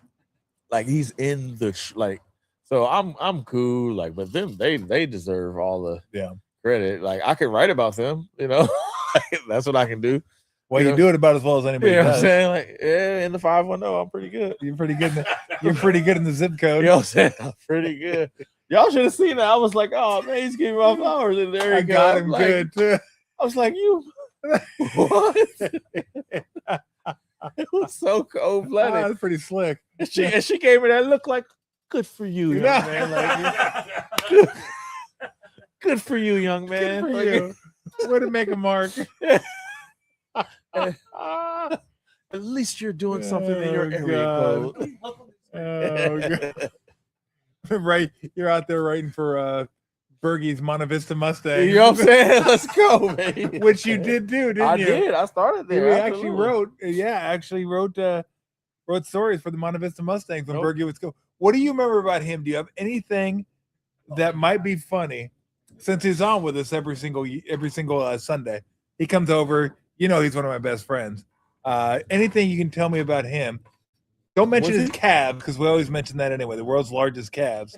What do you remember about Bergie? Who are you talking about? What's Craig Bergman, head coach of Monta Vista. I thought you were talking about Ron Bergman, the reporter. No, Ron Bergman. Because I know you covered. You did cover Monta Vista Mustangs, right? Yeah. What do you remember about Craig Bergman? Was he the coach? Yes. He had calves that are like this big. I don't think it was him. What year? Somebody else. 2000? Yeah, that was him. Oh, he was there for 25 years. Was it? Yeah. Does he remember me? I think he does. No way. I think he does. I'm about to see this now. Nuh-uh. Okay, let's. You talking about football or hoop? Football. Oh man. You did football, right? I did a little football. Did you do football? I did because I did football with Sam Keller was the quarterback at We're gonna San call Ramon him Valley right now High. and see if he remembers you. He don't remember me. No, I was before. I'm looking at his picture. I do What's remember up? him. Yes. Do you remember? I'm sitting here doing a show in the backyard. Bro, you Do still you there? remember? Do you remember Marcus Thompson covering your games? Absolutely. That's I remember covering crazy. my games. What do you remember about Marcus Thompson covering the games? I remember Marcus. Marcus, first of all, unbelievable writer. I mean, he's a terrific writer. In the area code. See, I remember my wife got mad at him one time because she thought she thought he was being negative about Monte Vista. I probably was though, right? Were you being negative? Tell your wife I was always down You know with Cal why? 'Cause High, you guys baby. were all white. That's why he was negative. Cal High, He was like, baby. Fuck these guys. San Ramon Valley High. Let's go. Because we probably beat his high school team. Oh Probably, yeah, you yeah. could have beat him. Probably. You could have beat him. Yeah, it wasn't hard to beat Oakland Tech in football. Yeah. Oh, you dragged Marcus into the backyard? Marcus has been in the backyard for a few hours now. We're Has it been? discussing. Yeah, I told him. Jeez, Yeah, well, that's crazy. He's got ginger beer. He doesn't drink. Who was the quarterback? Oh, Who was the quarterback? I'm having a hard time thinking his name. was it It Kyle was Wright? Sam Keller was at San Ramon Kyle Valley. Wright. Kyle Wright. There Kyle you go. Wright, That's the yes. guy. He Went to Miami. Miami. Yeah, went to Miami. You remember Keller's name, but you don't remember Kyle Wright's I name? told you where my loyalties lied. I told I you. know, but I told you where my loyalties Wasn't lied. Kyle Wright the number one recruit in the country? he was, Yeah. and he never lost to Keller ever. There you Never go. lost to Keller. No, I was at those games. I covered those games. He never has. But that's why I was riding with Sam Keller, because y'all had everything. Danfield, get out of here. I said it like San Ramon's did, poverty, didn't you? right? Like, get out of here. Oh my goodness He's gracious. gone on to bigger, better things. He has gone on to bigger, better things. Absolutely. That's All right, we crazy. just wanted to call you and because he was having a hard time remembering. I go, no. I was like, what? I was like, no, Bergie was there when you covered no, him. 'Cause I I'm knew- looking at this picture. I absolutely remember. yeah, it. he absolutely remembers you now because he's looking at I'm pictures. telling you, he probably covered 10 to 20 of our games. Yes, no question, no question. You sure you weren't on that crack? Nah, I wasn't. Okay. That's why I'm still here. Okay. All right, Berg, I'll talk to you, man. All right, That's see ya. it. Bye. All right, I have a funny Monte Vista Yeah. story. I can tell you exactly Okay. why I had an. Okay. It wasn't an anti Monte Vista thing, but there was a bit of trauma that happened at Monte Vista. So one of my first assignments, you got to remember I went to a black college too, Yep. right? So all black high school. Which one? all What black college? Clark Atlanta. That's what I thought, Clark. All black high school, all black college. Okay. I get my first job in Walnut Creek, right? All black. So I get my first job in Walnut Creek, right? And my first assignment, or one of my first assignments, was water polo. It was high school girls water polo. Because you had to work your way Big up. black sport. Yeah, you had to water work your polo. way up. And I remember I'm covering this thing, and we, high school, there's no media section. Yep. There's no press pass. So I walk in. I'm the new hotshot reporter. I'm feeling good. I'm walking like, all right, I got this. I'm on my way. And cover the first half of the game. And I'll never forget, they get out of the water, and one of these girls was so hot that I got uncomfortable. And I was like, and that's when I realized I was in whiteness. Because I was like, they get out of the water, and you're like, yo, do they think I'm here for that? Like, so I literally had a panic attack. I just spent 4 years hearing how you get lynched for stuff like this. Like, so I was like, I'm going to jail. Like, they're gonna arrest me. I'm sitting so the entire second half of the game, I am freaking out because I'm like they don't know why I'm here. You know what I'm saying? Like They just nobody. think Yeah, I'm just a black dude here watching the game, chilling. and and it dawned on me when they got out of the water. And you're like, I'm here just randomly watching wet high school girls. Like I'm going to jail.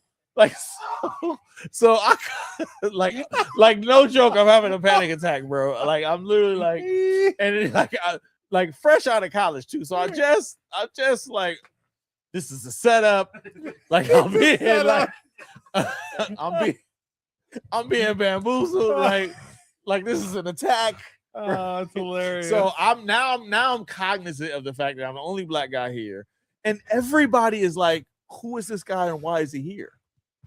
Right? Because it's not like I got the hat on with the press thing. Yeah. Like I'm in here with Jordans. I'm sagging. You know what I'm saying? My hat is like, yeah. So it was the first time I was cognizant of where I was. So after the game over, I interviewed the coach, and he was like, "All right, you want to talk to the players?" I remember being like, "Hell no!" And then I went to my car and I did 90 back to Oakland. I was out of there so fast. I was like, "Yo, almost died." They almost lynched me in my got me. Didn't give me this time. I'm screaming like, "You suckers will never catch me!" Like, You remember who won the game? Monta Vista. Oh, there you go. I'll never forget. They all got out of the water, and it was like, "Oh my goodness, they're watching me." I remember I did a game in San Ramon Valley. It was soccer, and there was one black guy on the field. This is how it was. And this black lady comes to me, and she was like, "That's my son right there. What you doing here?" That's how random it was. You just show up as a high school reporter. You just show up, right? Like it's not like there's not like a section. You're just standing on a thing. She was just like, yeah. And she, this black woman, like, hold on, that's my son. So what are you doing? So I'm like, really? Because that's my son. And then we laughed about it and we talked. But that's what it was like. You don't think about that, but you just show up at these high schools with nothing. You got a little card. They say high school reporter, but you gotta like pull it out your wallet, and they don't even know if they ask you. They ask you for it at the gate, so you don't pay the $5. Yeah, you show them that. That's it. There's no. So I'm sitting here like, oh my gosh, you're gonna. Monta Vista was my first time. I was like, I never want to come back here again. Of course I did, but I was terrified. Terrified.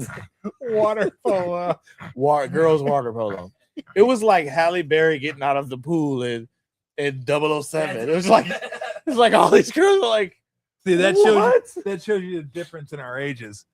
Because I'm thinking you Bo Derek. No, I'm thinking Phoebe Cates. Oh yeah, there you go. Phoebe Cates. Judge Reinhold's in the bathroom looking out the window. I mean, what are you supposed to do when they come out of art? I immediately felt so seen.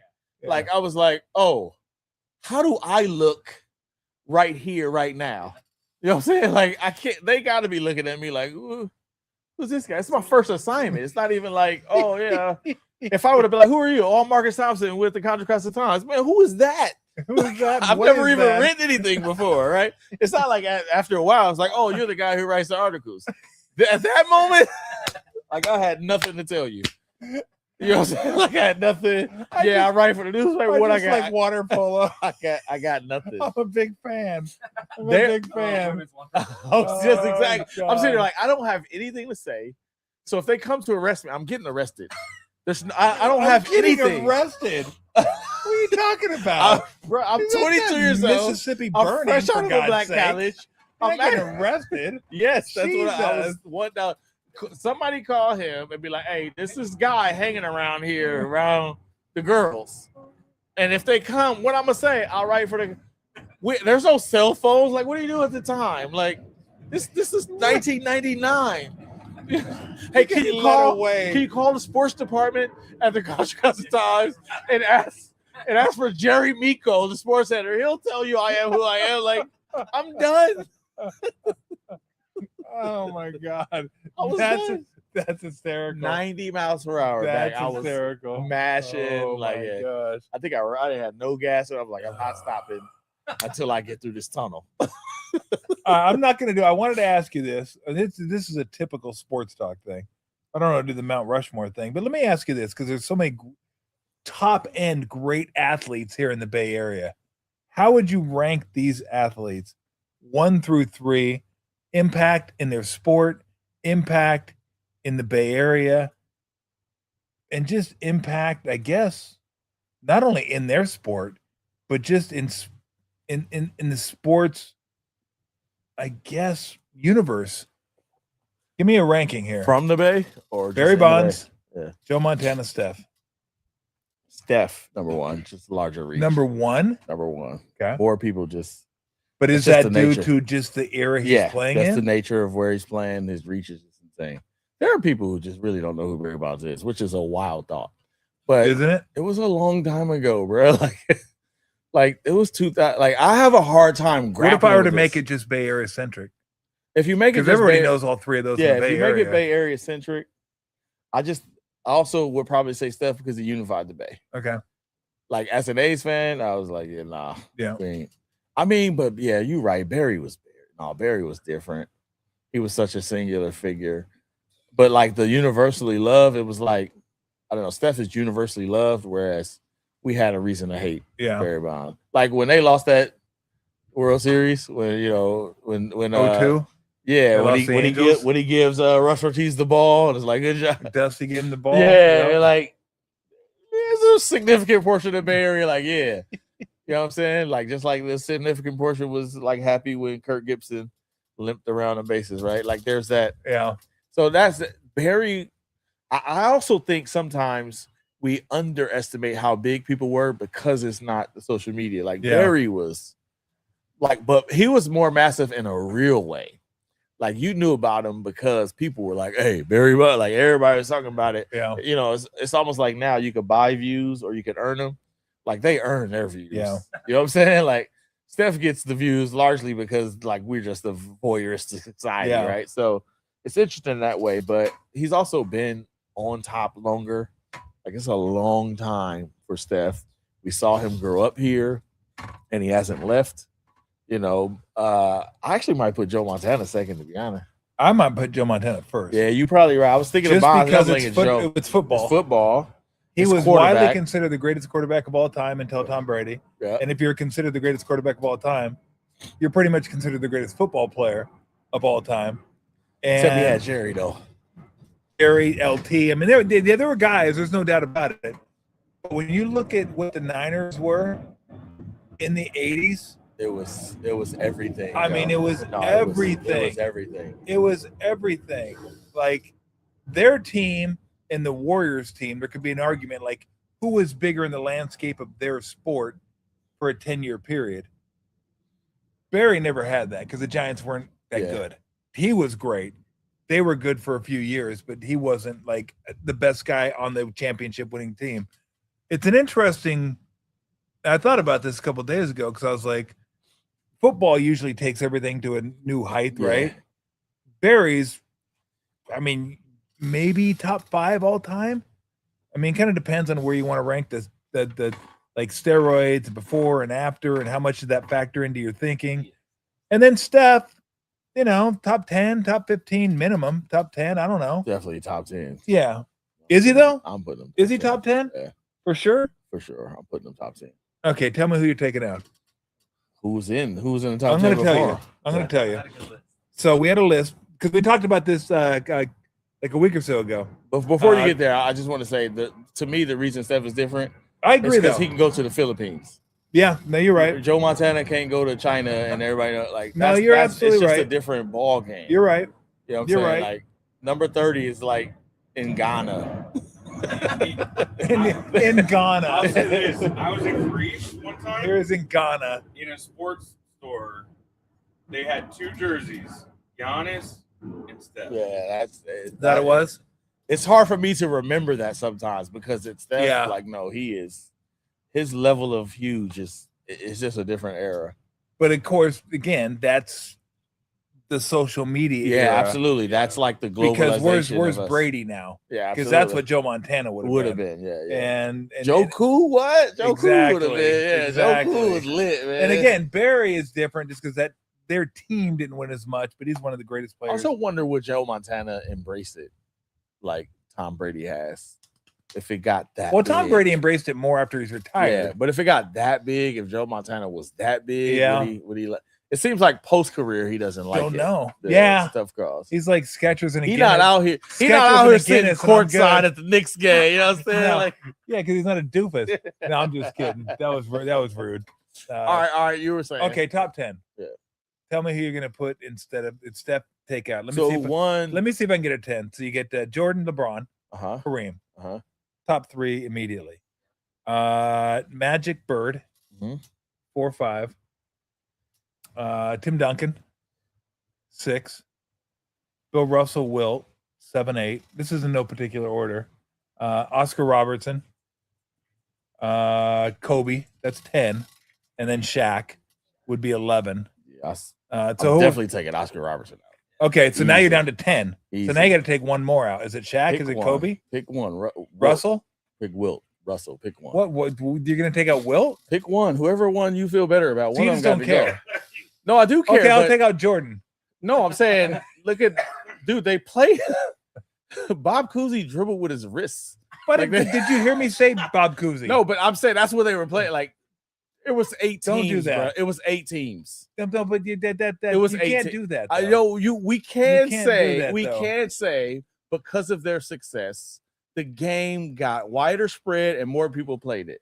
We can say they didn't play with everybody who played then, right? We could say the game can was say much that. more segregated. Okay. Yeah, we could say that they didn't play. But you it. can't take Steph from 2020 and put him back in 1968. You can't do that Sure, you could. No, Why you couldn't can't. Why can't you? because he wouldn't have grown up shooting threes because no one shot threes. But he back still would then. have shot though. He would have shot. Well, he wouldn't Gail have had the- Goodrich could do it, he but Steph wouldn't- couldn't. He wouldn't have the nutritional knowledge that he has. He'd have to have a job because he couldn't play. I'm just year-round. saying, if Steph grew up with his skill set that he has, But in you that can't time, say that though. You can't. why can't you? Because So how is how there- great how would would- Wilt Chamberlain had been if he had a concentrated on basketball all year long, lifted So weights? what made knew- John, ate what well. made John Havlicek great? He's a Celtic and he's white. No, I'm saying he was a great player. Like at some point, you got to play Of the course game. he was. That's what I'm You saying. do, but the advantages you have today are different than back in '68. You No, just I you can't understand take what a you're player saying. and drop him in a time I'm saying zone. at some point though. If you had those Barry players were Bonds in good. 1942, he'd fucking kill everybody. So you're saying Steph couldn't play in '68? No, wouldn't be he good. could. Yeah. He'd be great. I'm just saying he wouldn't be the player he is today. I don't know how we can say that. Who was the player that's Steph in that time? There was no player because there was no 3-point line. Yeah, no, and nobody no, there valued was shooting, somebody good. but Yeah, nobody valued shooting from the outside. Jerry West was that type of player. You telling me Okay. he couldn't be Jerry West was 6'2", 6'3". He could. Okay. Yeah, so Jerry West didn't have any of that, and he ended up being great. Why? How could we just say that Steph wouldn't have been that? We can't. Yeah, No, I'm I saying know. we I know. I can. know. Yeah. I know. I think greatness travels. Yeah, I think Steph I think he would have been fine. great, but he wouldn't have been the same player. He wouldn't have been the same player he is today back in '68 because the rules I'm are just different. saying, but he would have grown up differently. But Jerry So would West Jerry was an West. all-time legend by playing without a 3-point line, Correct. right? So Steph's a better shooter. But would he have grown up shooting?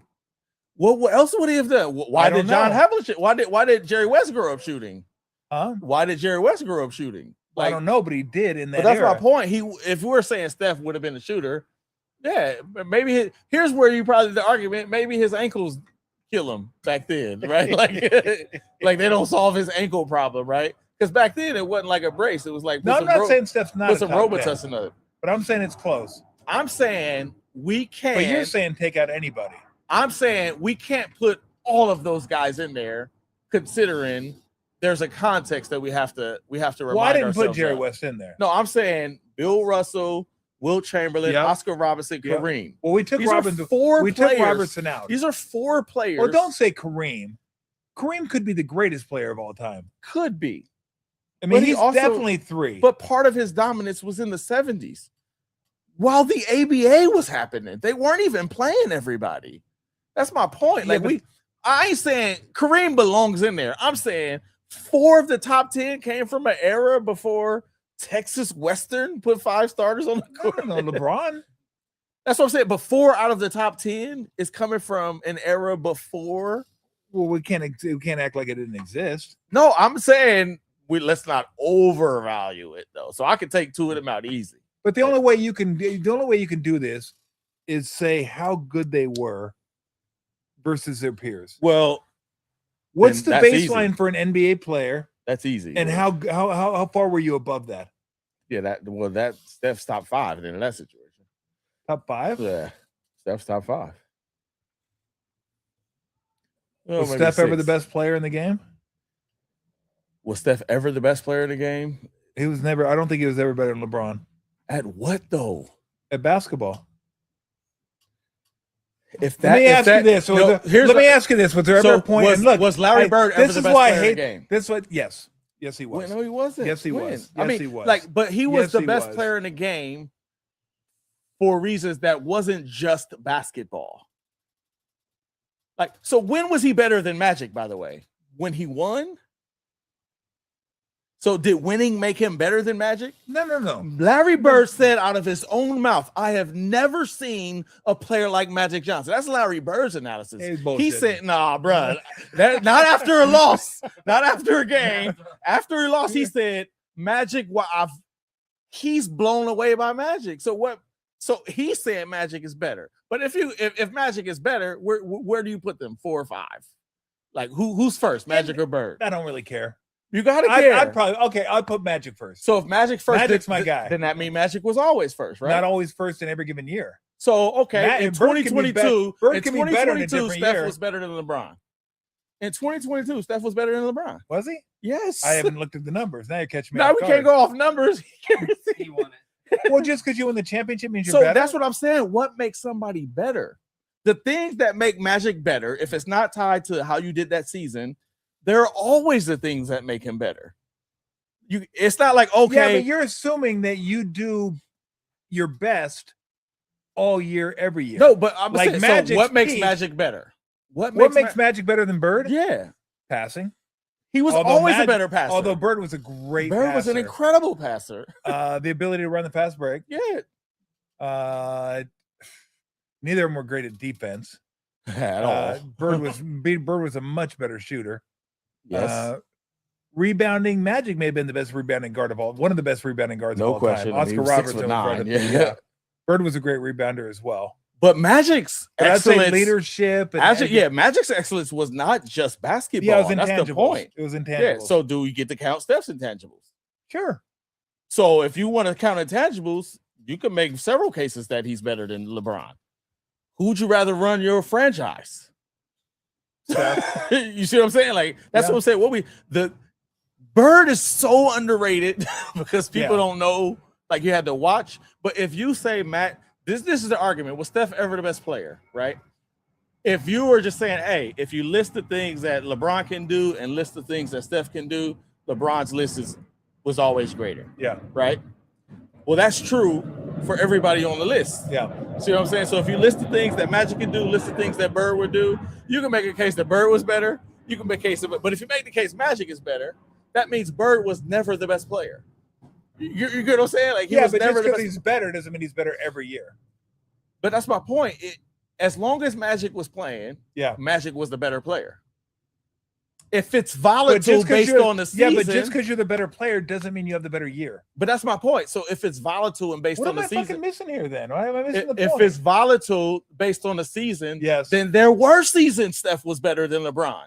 You're saying forget. No, I know what you're saying. You're saying let's throw out the seasons and just evaluate the player for what they can do. If you do that, then probably he wasn't better. But then also Bird was never better than Magic, or Magic was never better than Bird. I got because they're all you see what I'm saying? Exactly what you're saying. Which was better, Wilt or Bill Russell? Yeah. Right? Like once you pick one, the other one was never better. Yeah. So now they got to come out the top 10 then? Yeah. I don't know, do they? I mean, you said was LeBron, you said was Steph ever better? That's what happens. You get really smart guys. You're fucking. You said was they Steph just talk ever circles around you. I didn't bring that Dude, up. You this said is one of the fucking smartest guys in the area code. And he just get me to fucking like. No, the reason I brought it up because you said, "Hey, Steph can't be this because he was never the best." Was he the best player ever? Well, no. That's when you said top 5. Yeah, like top 10, I can agree with. Although I'm just saying, as far as like really close. If we're talking about, but I mean, this is why this peers, argument is dumb because they're all great players. No, they're all great players. To me, and I'll take any one of them. To me, Magic, the reasons that make Magic better than Bird is the reason Steph ascends that high. There's the intangible. Like there's like people, we will understand this. We'll be talking about this the way you will be talking about Larry Bird, and we won't understand.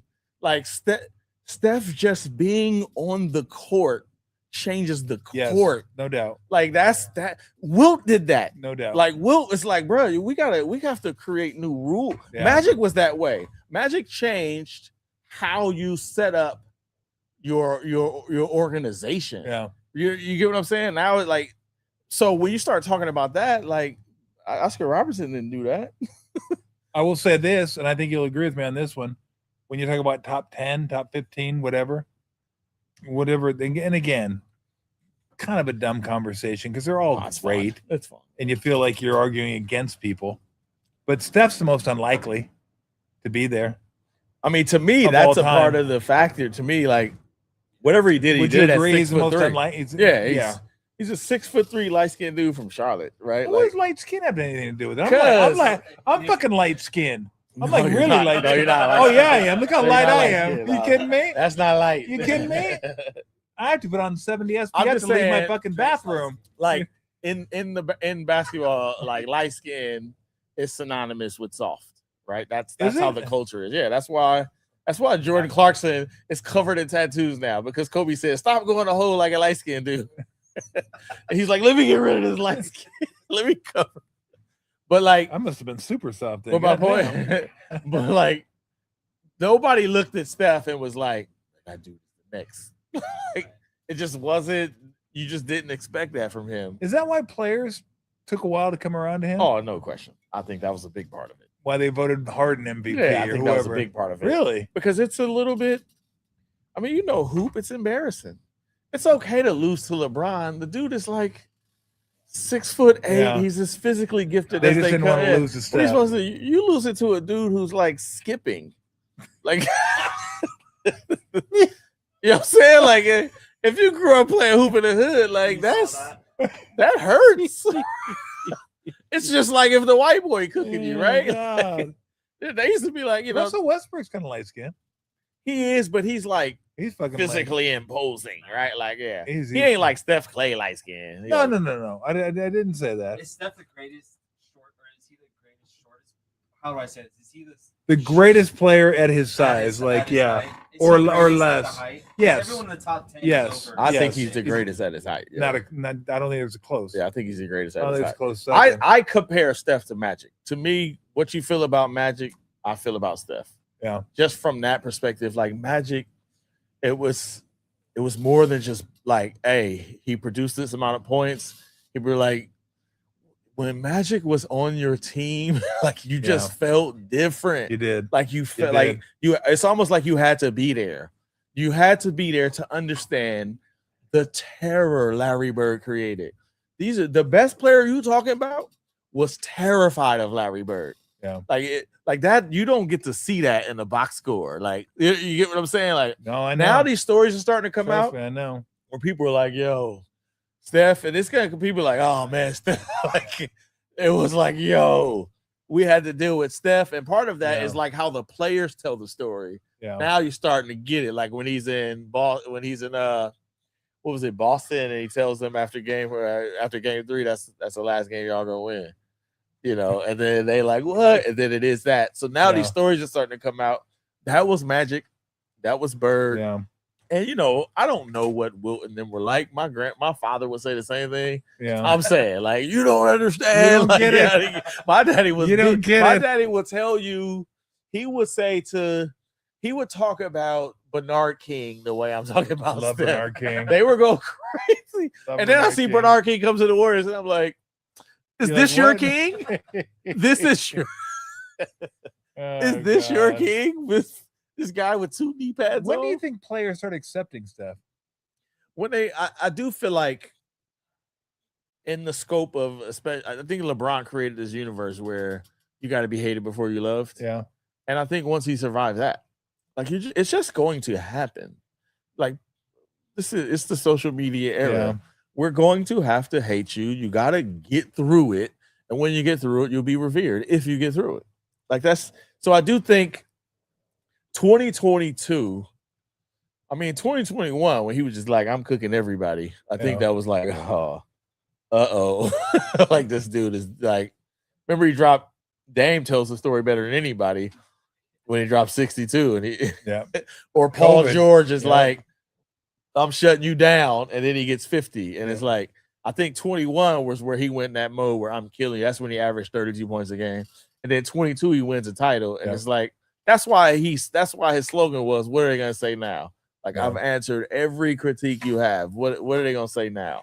So I think we started seeing it in 21 because then he's playing like it's literally Wiggins, not the good version of Jordan Poole, right? Like you know what I'm saying? And it's like, man, we still can't guard this dude.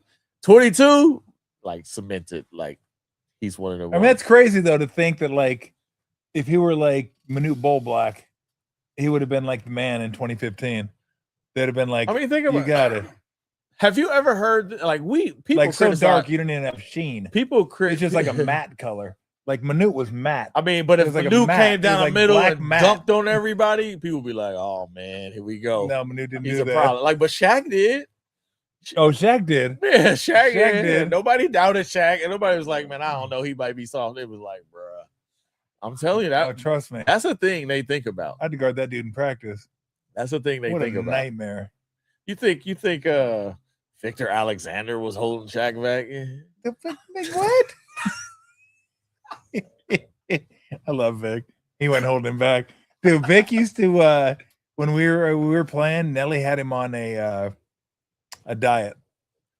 Oh, really? And yeah. And in fact, they both went to Pritikin together.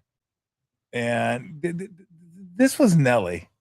In fact, Nelly just was always like just saying shit. Fucking like when I hurt my back, I came to Summer League one year. Yeah. After my first year, they Y'all wanted- had Summer League? Yeah, they wanted to play Summer League. So I came to Summer League and I couldn't play because my back was all jacked up. Yeah. So I drove down there to get some treatment. I think Tommy Abdenauer was down there. Came down there, get some treatment. And the same thing he told Vic when he was like at Pritikin. They're all both at Pritikin losing weight. And he goes, Nelly looks at me. I'm laying on the training table, getting work on my back. He goes, "Your back's hurt. Your fucking back's hurt? What are you doing? Too much fucking?" I was like, "What? How about just lay on your back then? What are buddy? you talking about? Like, what are you talking about?" But anyway, that's a long way to say he said that at Pritikin. But so he used to weigh Vic once a week, and if Vic didn't weigh a certain amount, he couldn't play. So we had this weight machine, and it was next to a wall, and then Vic would try to lean up against the wall and so like he push can- himself, so he'd look light. He'd be like lighter. Nelly'd be looking at it, and then he'd like look at it. He wouldn't even look over at the wall. He goes, "Get your fucking hands off the wall." He goes, God damn it, Vic, no practice for you."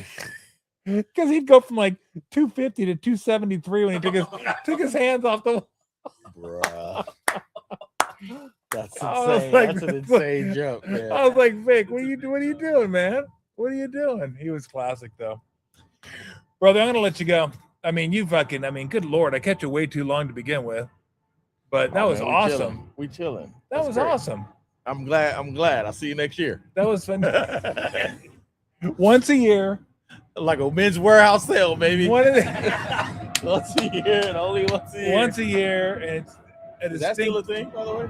Men's Warehouse? The sale? Yeah. Zachary All? I don't know. I don't know if Zachary All. He or came Men's to our Warehouse still graduation. around. They donated money. And he came and did that. I don't And even we have were a like suit. once a year. We were so hyped. How many suits you own? 3. I got one. Yeah, I got 3. Doesn't even fit anymore. Brown, gray, and blue. Black, gray, and blue. I didn't think I fit mine, but then I had to go to the funeral. I was like, hey, I still could squeeze in this thing. Yeah, I got black just in case. I figure it's good for funerals and weddings, Yeah. but I probably need to get a different one. It doesn't fit anymore because I got it. I had them fit me before I got my last surgery, and now I've lost weight, and I look like I'm wearing my dad's suit. And just take You know, it if I to get a all, like- tailor. Take it to a tailor. You ain't, it ain't That's like an you, option. ain't like you about to big Vic this thing That's and an blow up. Like That's you, an option. You, I could definitely do that. All right, before I let you go, favorite cereal? like as a kid or now? Because Either or. I'm too grown for cereal. You don't eat cereal at No, all? I don't eat cereal. Really? Not even like Rice Krispies or cornflakes, like adult cereal? No. What do you eat Adult for? cereal. What do you? What, Is it adult cereal? well, yeah, it's no sugar in it. Well, Rice Krispies isn't fucking Snap Crackle Pop. That's not Like fucking the fact adult. that you need to Jesus Crackle Christ, Pop man. is the kids' Kids part. don't. They don't eat that. Yeah, Kids you don't ain't- eat Rice You might as well Krispies. eat Pez candy. I or don't put something sugar on it. Jesus. Man, I can't. Woo. let's see. Okay, Now I eat what- cereal without the milk, but back in my day, Wait, excuse Cinnamon me, Toast what? Crunch was it. You ate cereal without the milk? Yeah, my wife has this like magic spoon. We have health. We have like What are you sprouted talking wheat. about? Look, if you look up, go to Whole Foods and go to the cereal section. Okay. That's the kind of cereal we got. Not none of that. No General Like- Mills is like in our house. Like shredded Pete? Yes. There's one cereal. It's like called Ezekiel or something. I'm not joking. What? It's, What are they, shredded up Bible or something? That's What are what we I'm doing? saying. Ezekiel.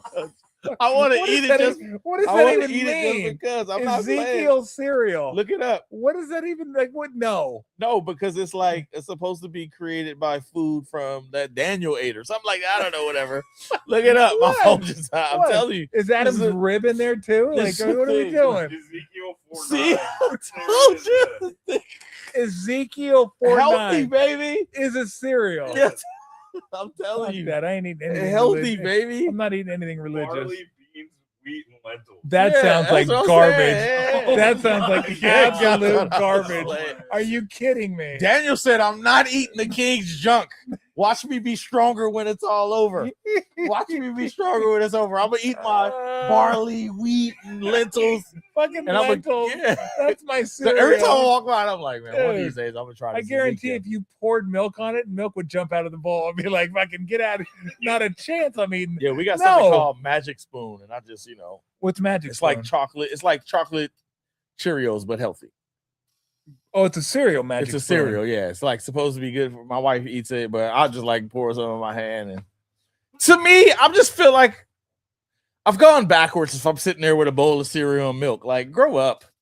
Get a So you're breakfast telling me to- burrito. You're, Get a, you're I'm telling me to saying, grow up with a then. spoon. Yeah, nah, You're it's telling me to time for grow you to up. wind it down. I had a Like, nice fucking bowl. you of had a fruit. nice I had career, a nice nah. bowl of Fruit Loops yesterday. yeah, you had you've earned a chance to retire on some back to cereal.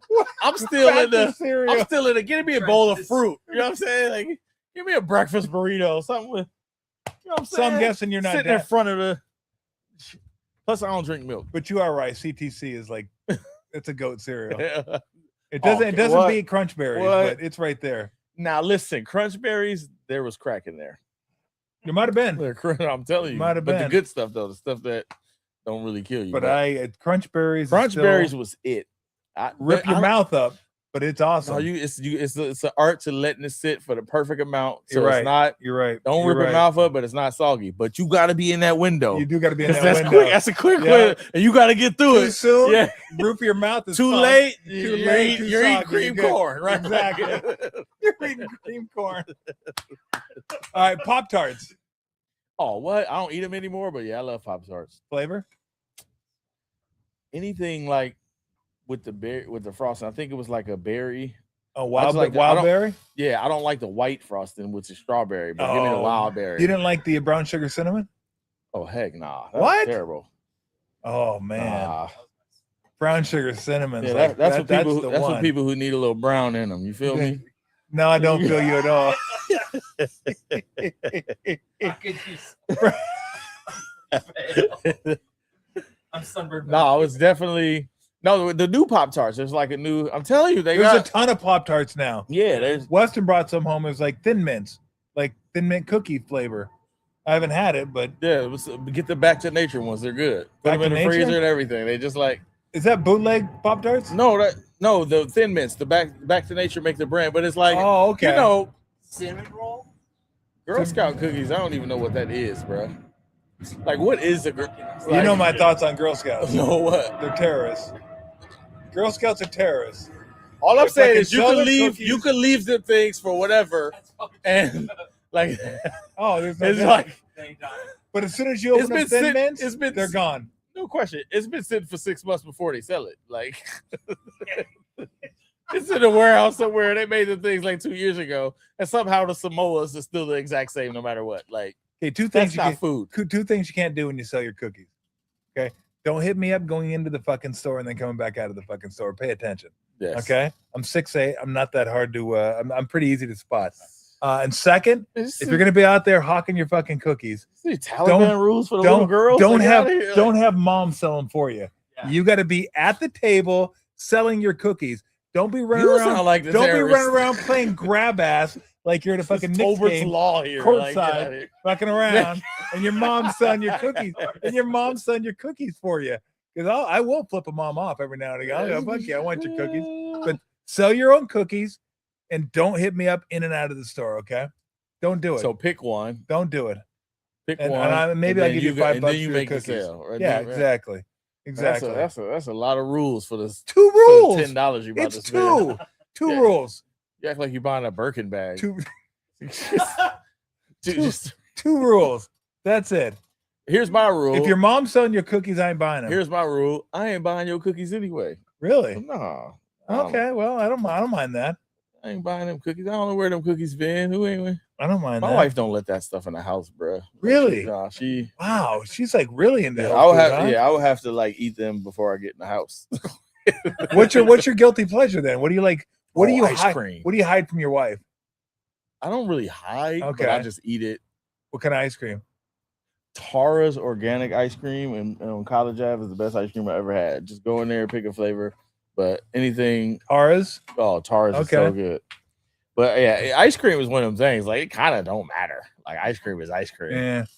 Give No me, nut- give me no- a good. Give No me a nuts good, in my ice cream. Yeah. No Rocky nuts Road. in- oh yeah, no. I don't want to Road. bust a tooth. But I'm saying like if you like cookie dough, it's maybe varying degrees on the brand, Yeah. but the bad cookie dough is actually pretty good. Like nobody eats ice cream and be like, this isn't it. I don't Yeah. know. You like you eat the ice cream and you're like, I've had better ice cream. That's not it. While I'm scraping the bottom, like, yeah, this ain't really what you know. While I'm scraping the Yeah, bottom. it's not like you're gonna get to that. It's not, you know what I'm saying? Like, I've had better, but I'm not gonna not finish this, right? Like ice cream is my thing. man. Oh And god. I can't even eat dairy, so somebody pays. Every Yeah, I'm time. mint chocolate chip guy.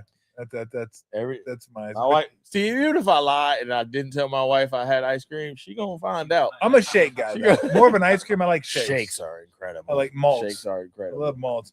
You know what Kenny Lofton used to do? I was thinking, you- wait, you know Kenny Lofton, the basketball player. You talking about the baseball player? both. so So Kenny Lofton, you're because when you're no, the when young you talked dude, about Kenny spray- Lofton Jr. Remember the? Oh, That's what I was thinking. Yeah. scraping the bottom of your pint.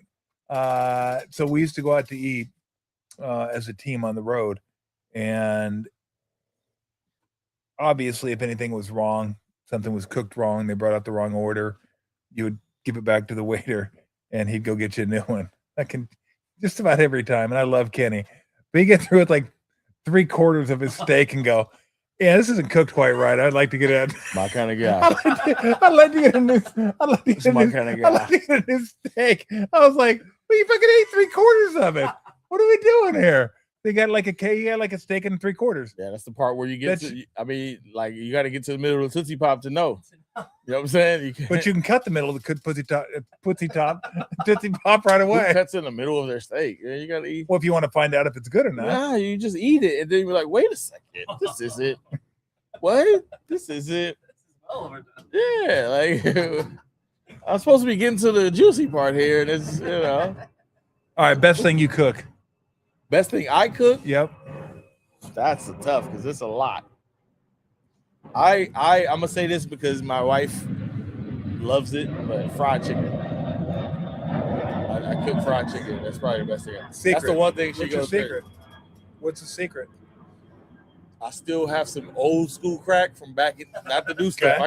I got the The organic stuff. I got the old Organic stuff, crack? you know, just- yeah, I got a few. I'm down to my last few rocks though, you guys.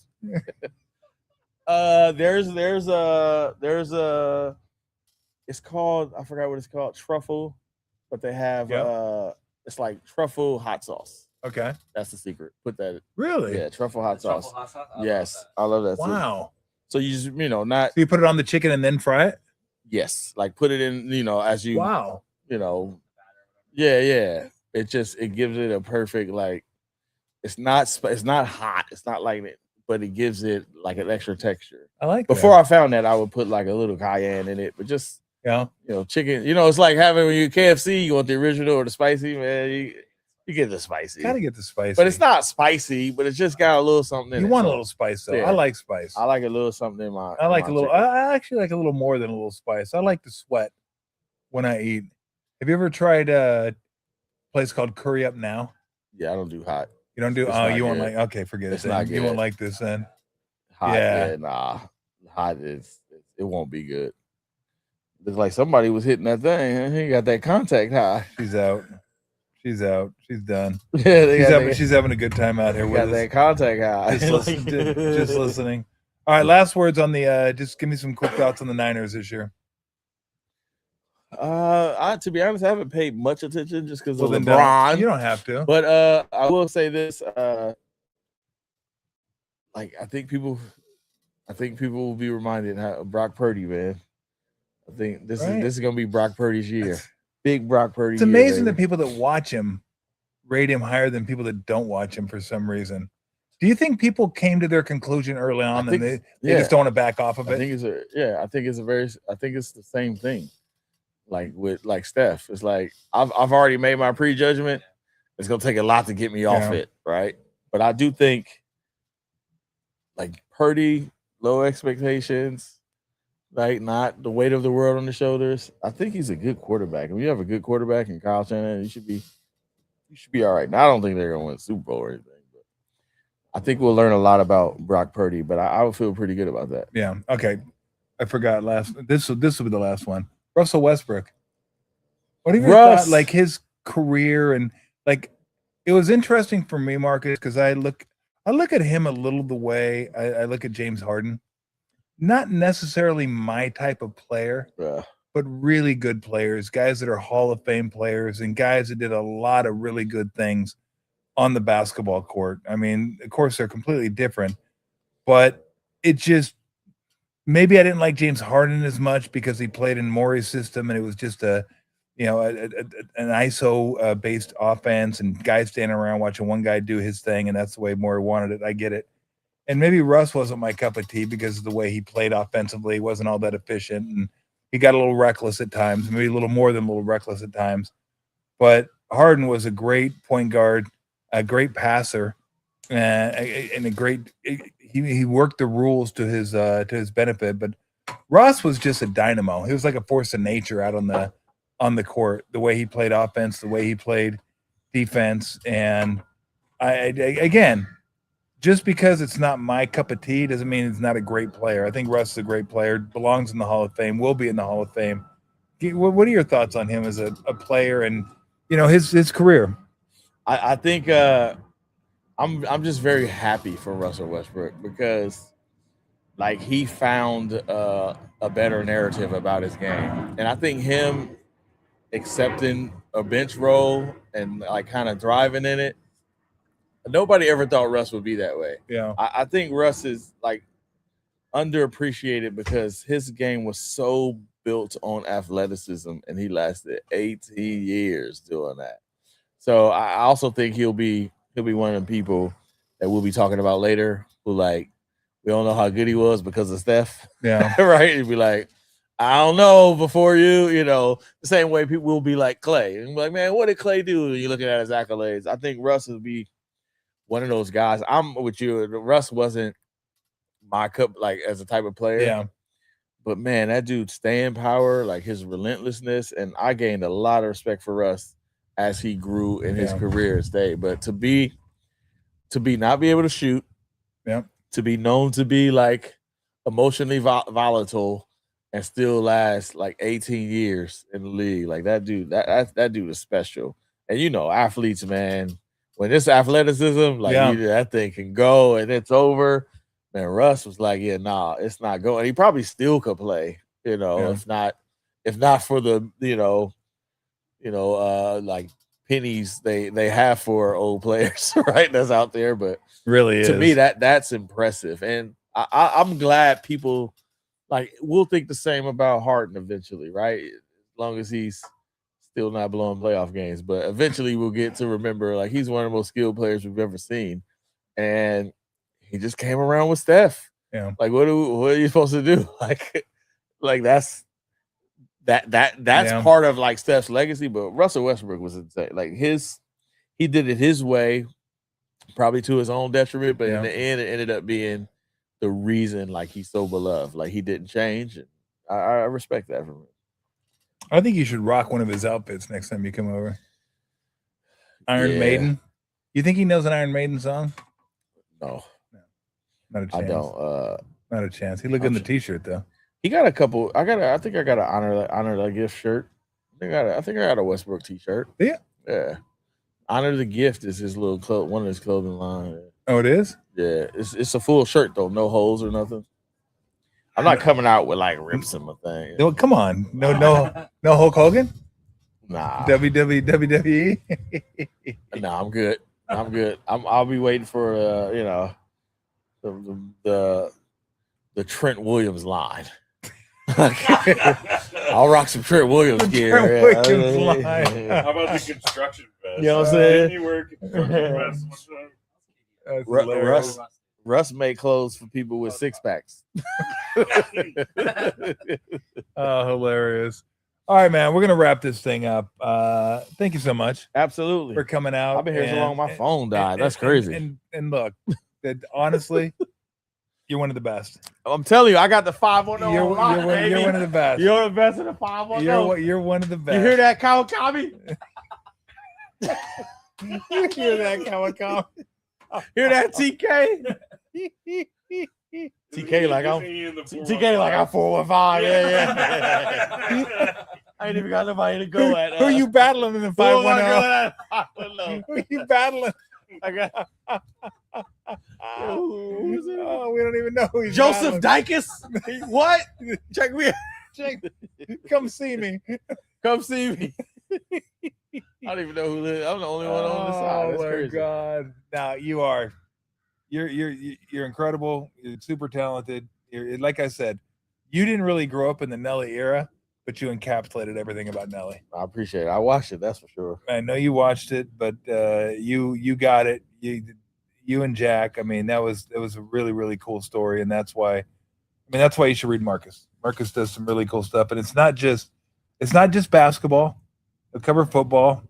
He'll fake like he likes track and field. Figure skating, And he'll baby. do other stuff. Yeah. You still faking like you like track and field? Man, track and field is great. No, it isn't. It's incredible. No, it isn't. You know it's not. No, I say what? You're just saying that. 100 yards, mano y mano. What's many- better than that? That's the original sport. Is there like one people on the beat? Is it even a beat when one person's on it? I'm sorry. Did you watch Does Noah anybody- Lyles in the Olympics in Paris? Yeah, that's when nobody cares about track and field other than the Olympics. Absolutely.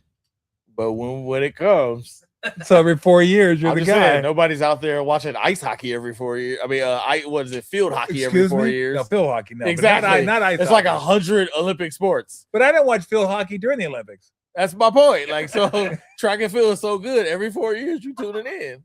Nobody watches Yeah. gymnastics after. Well, I watch track. I don't watch field as much. And our field is, that's a big beef in the Is in it the track. Yeah, it's like, hey man, if we just separate this stuff, really? it makes some money. Field is what makes If it. we hard. just got rid of field. I mean, that's what Michael Johnson did.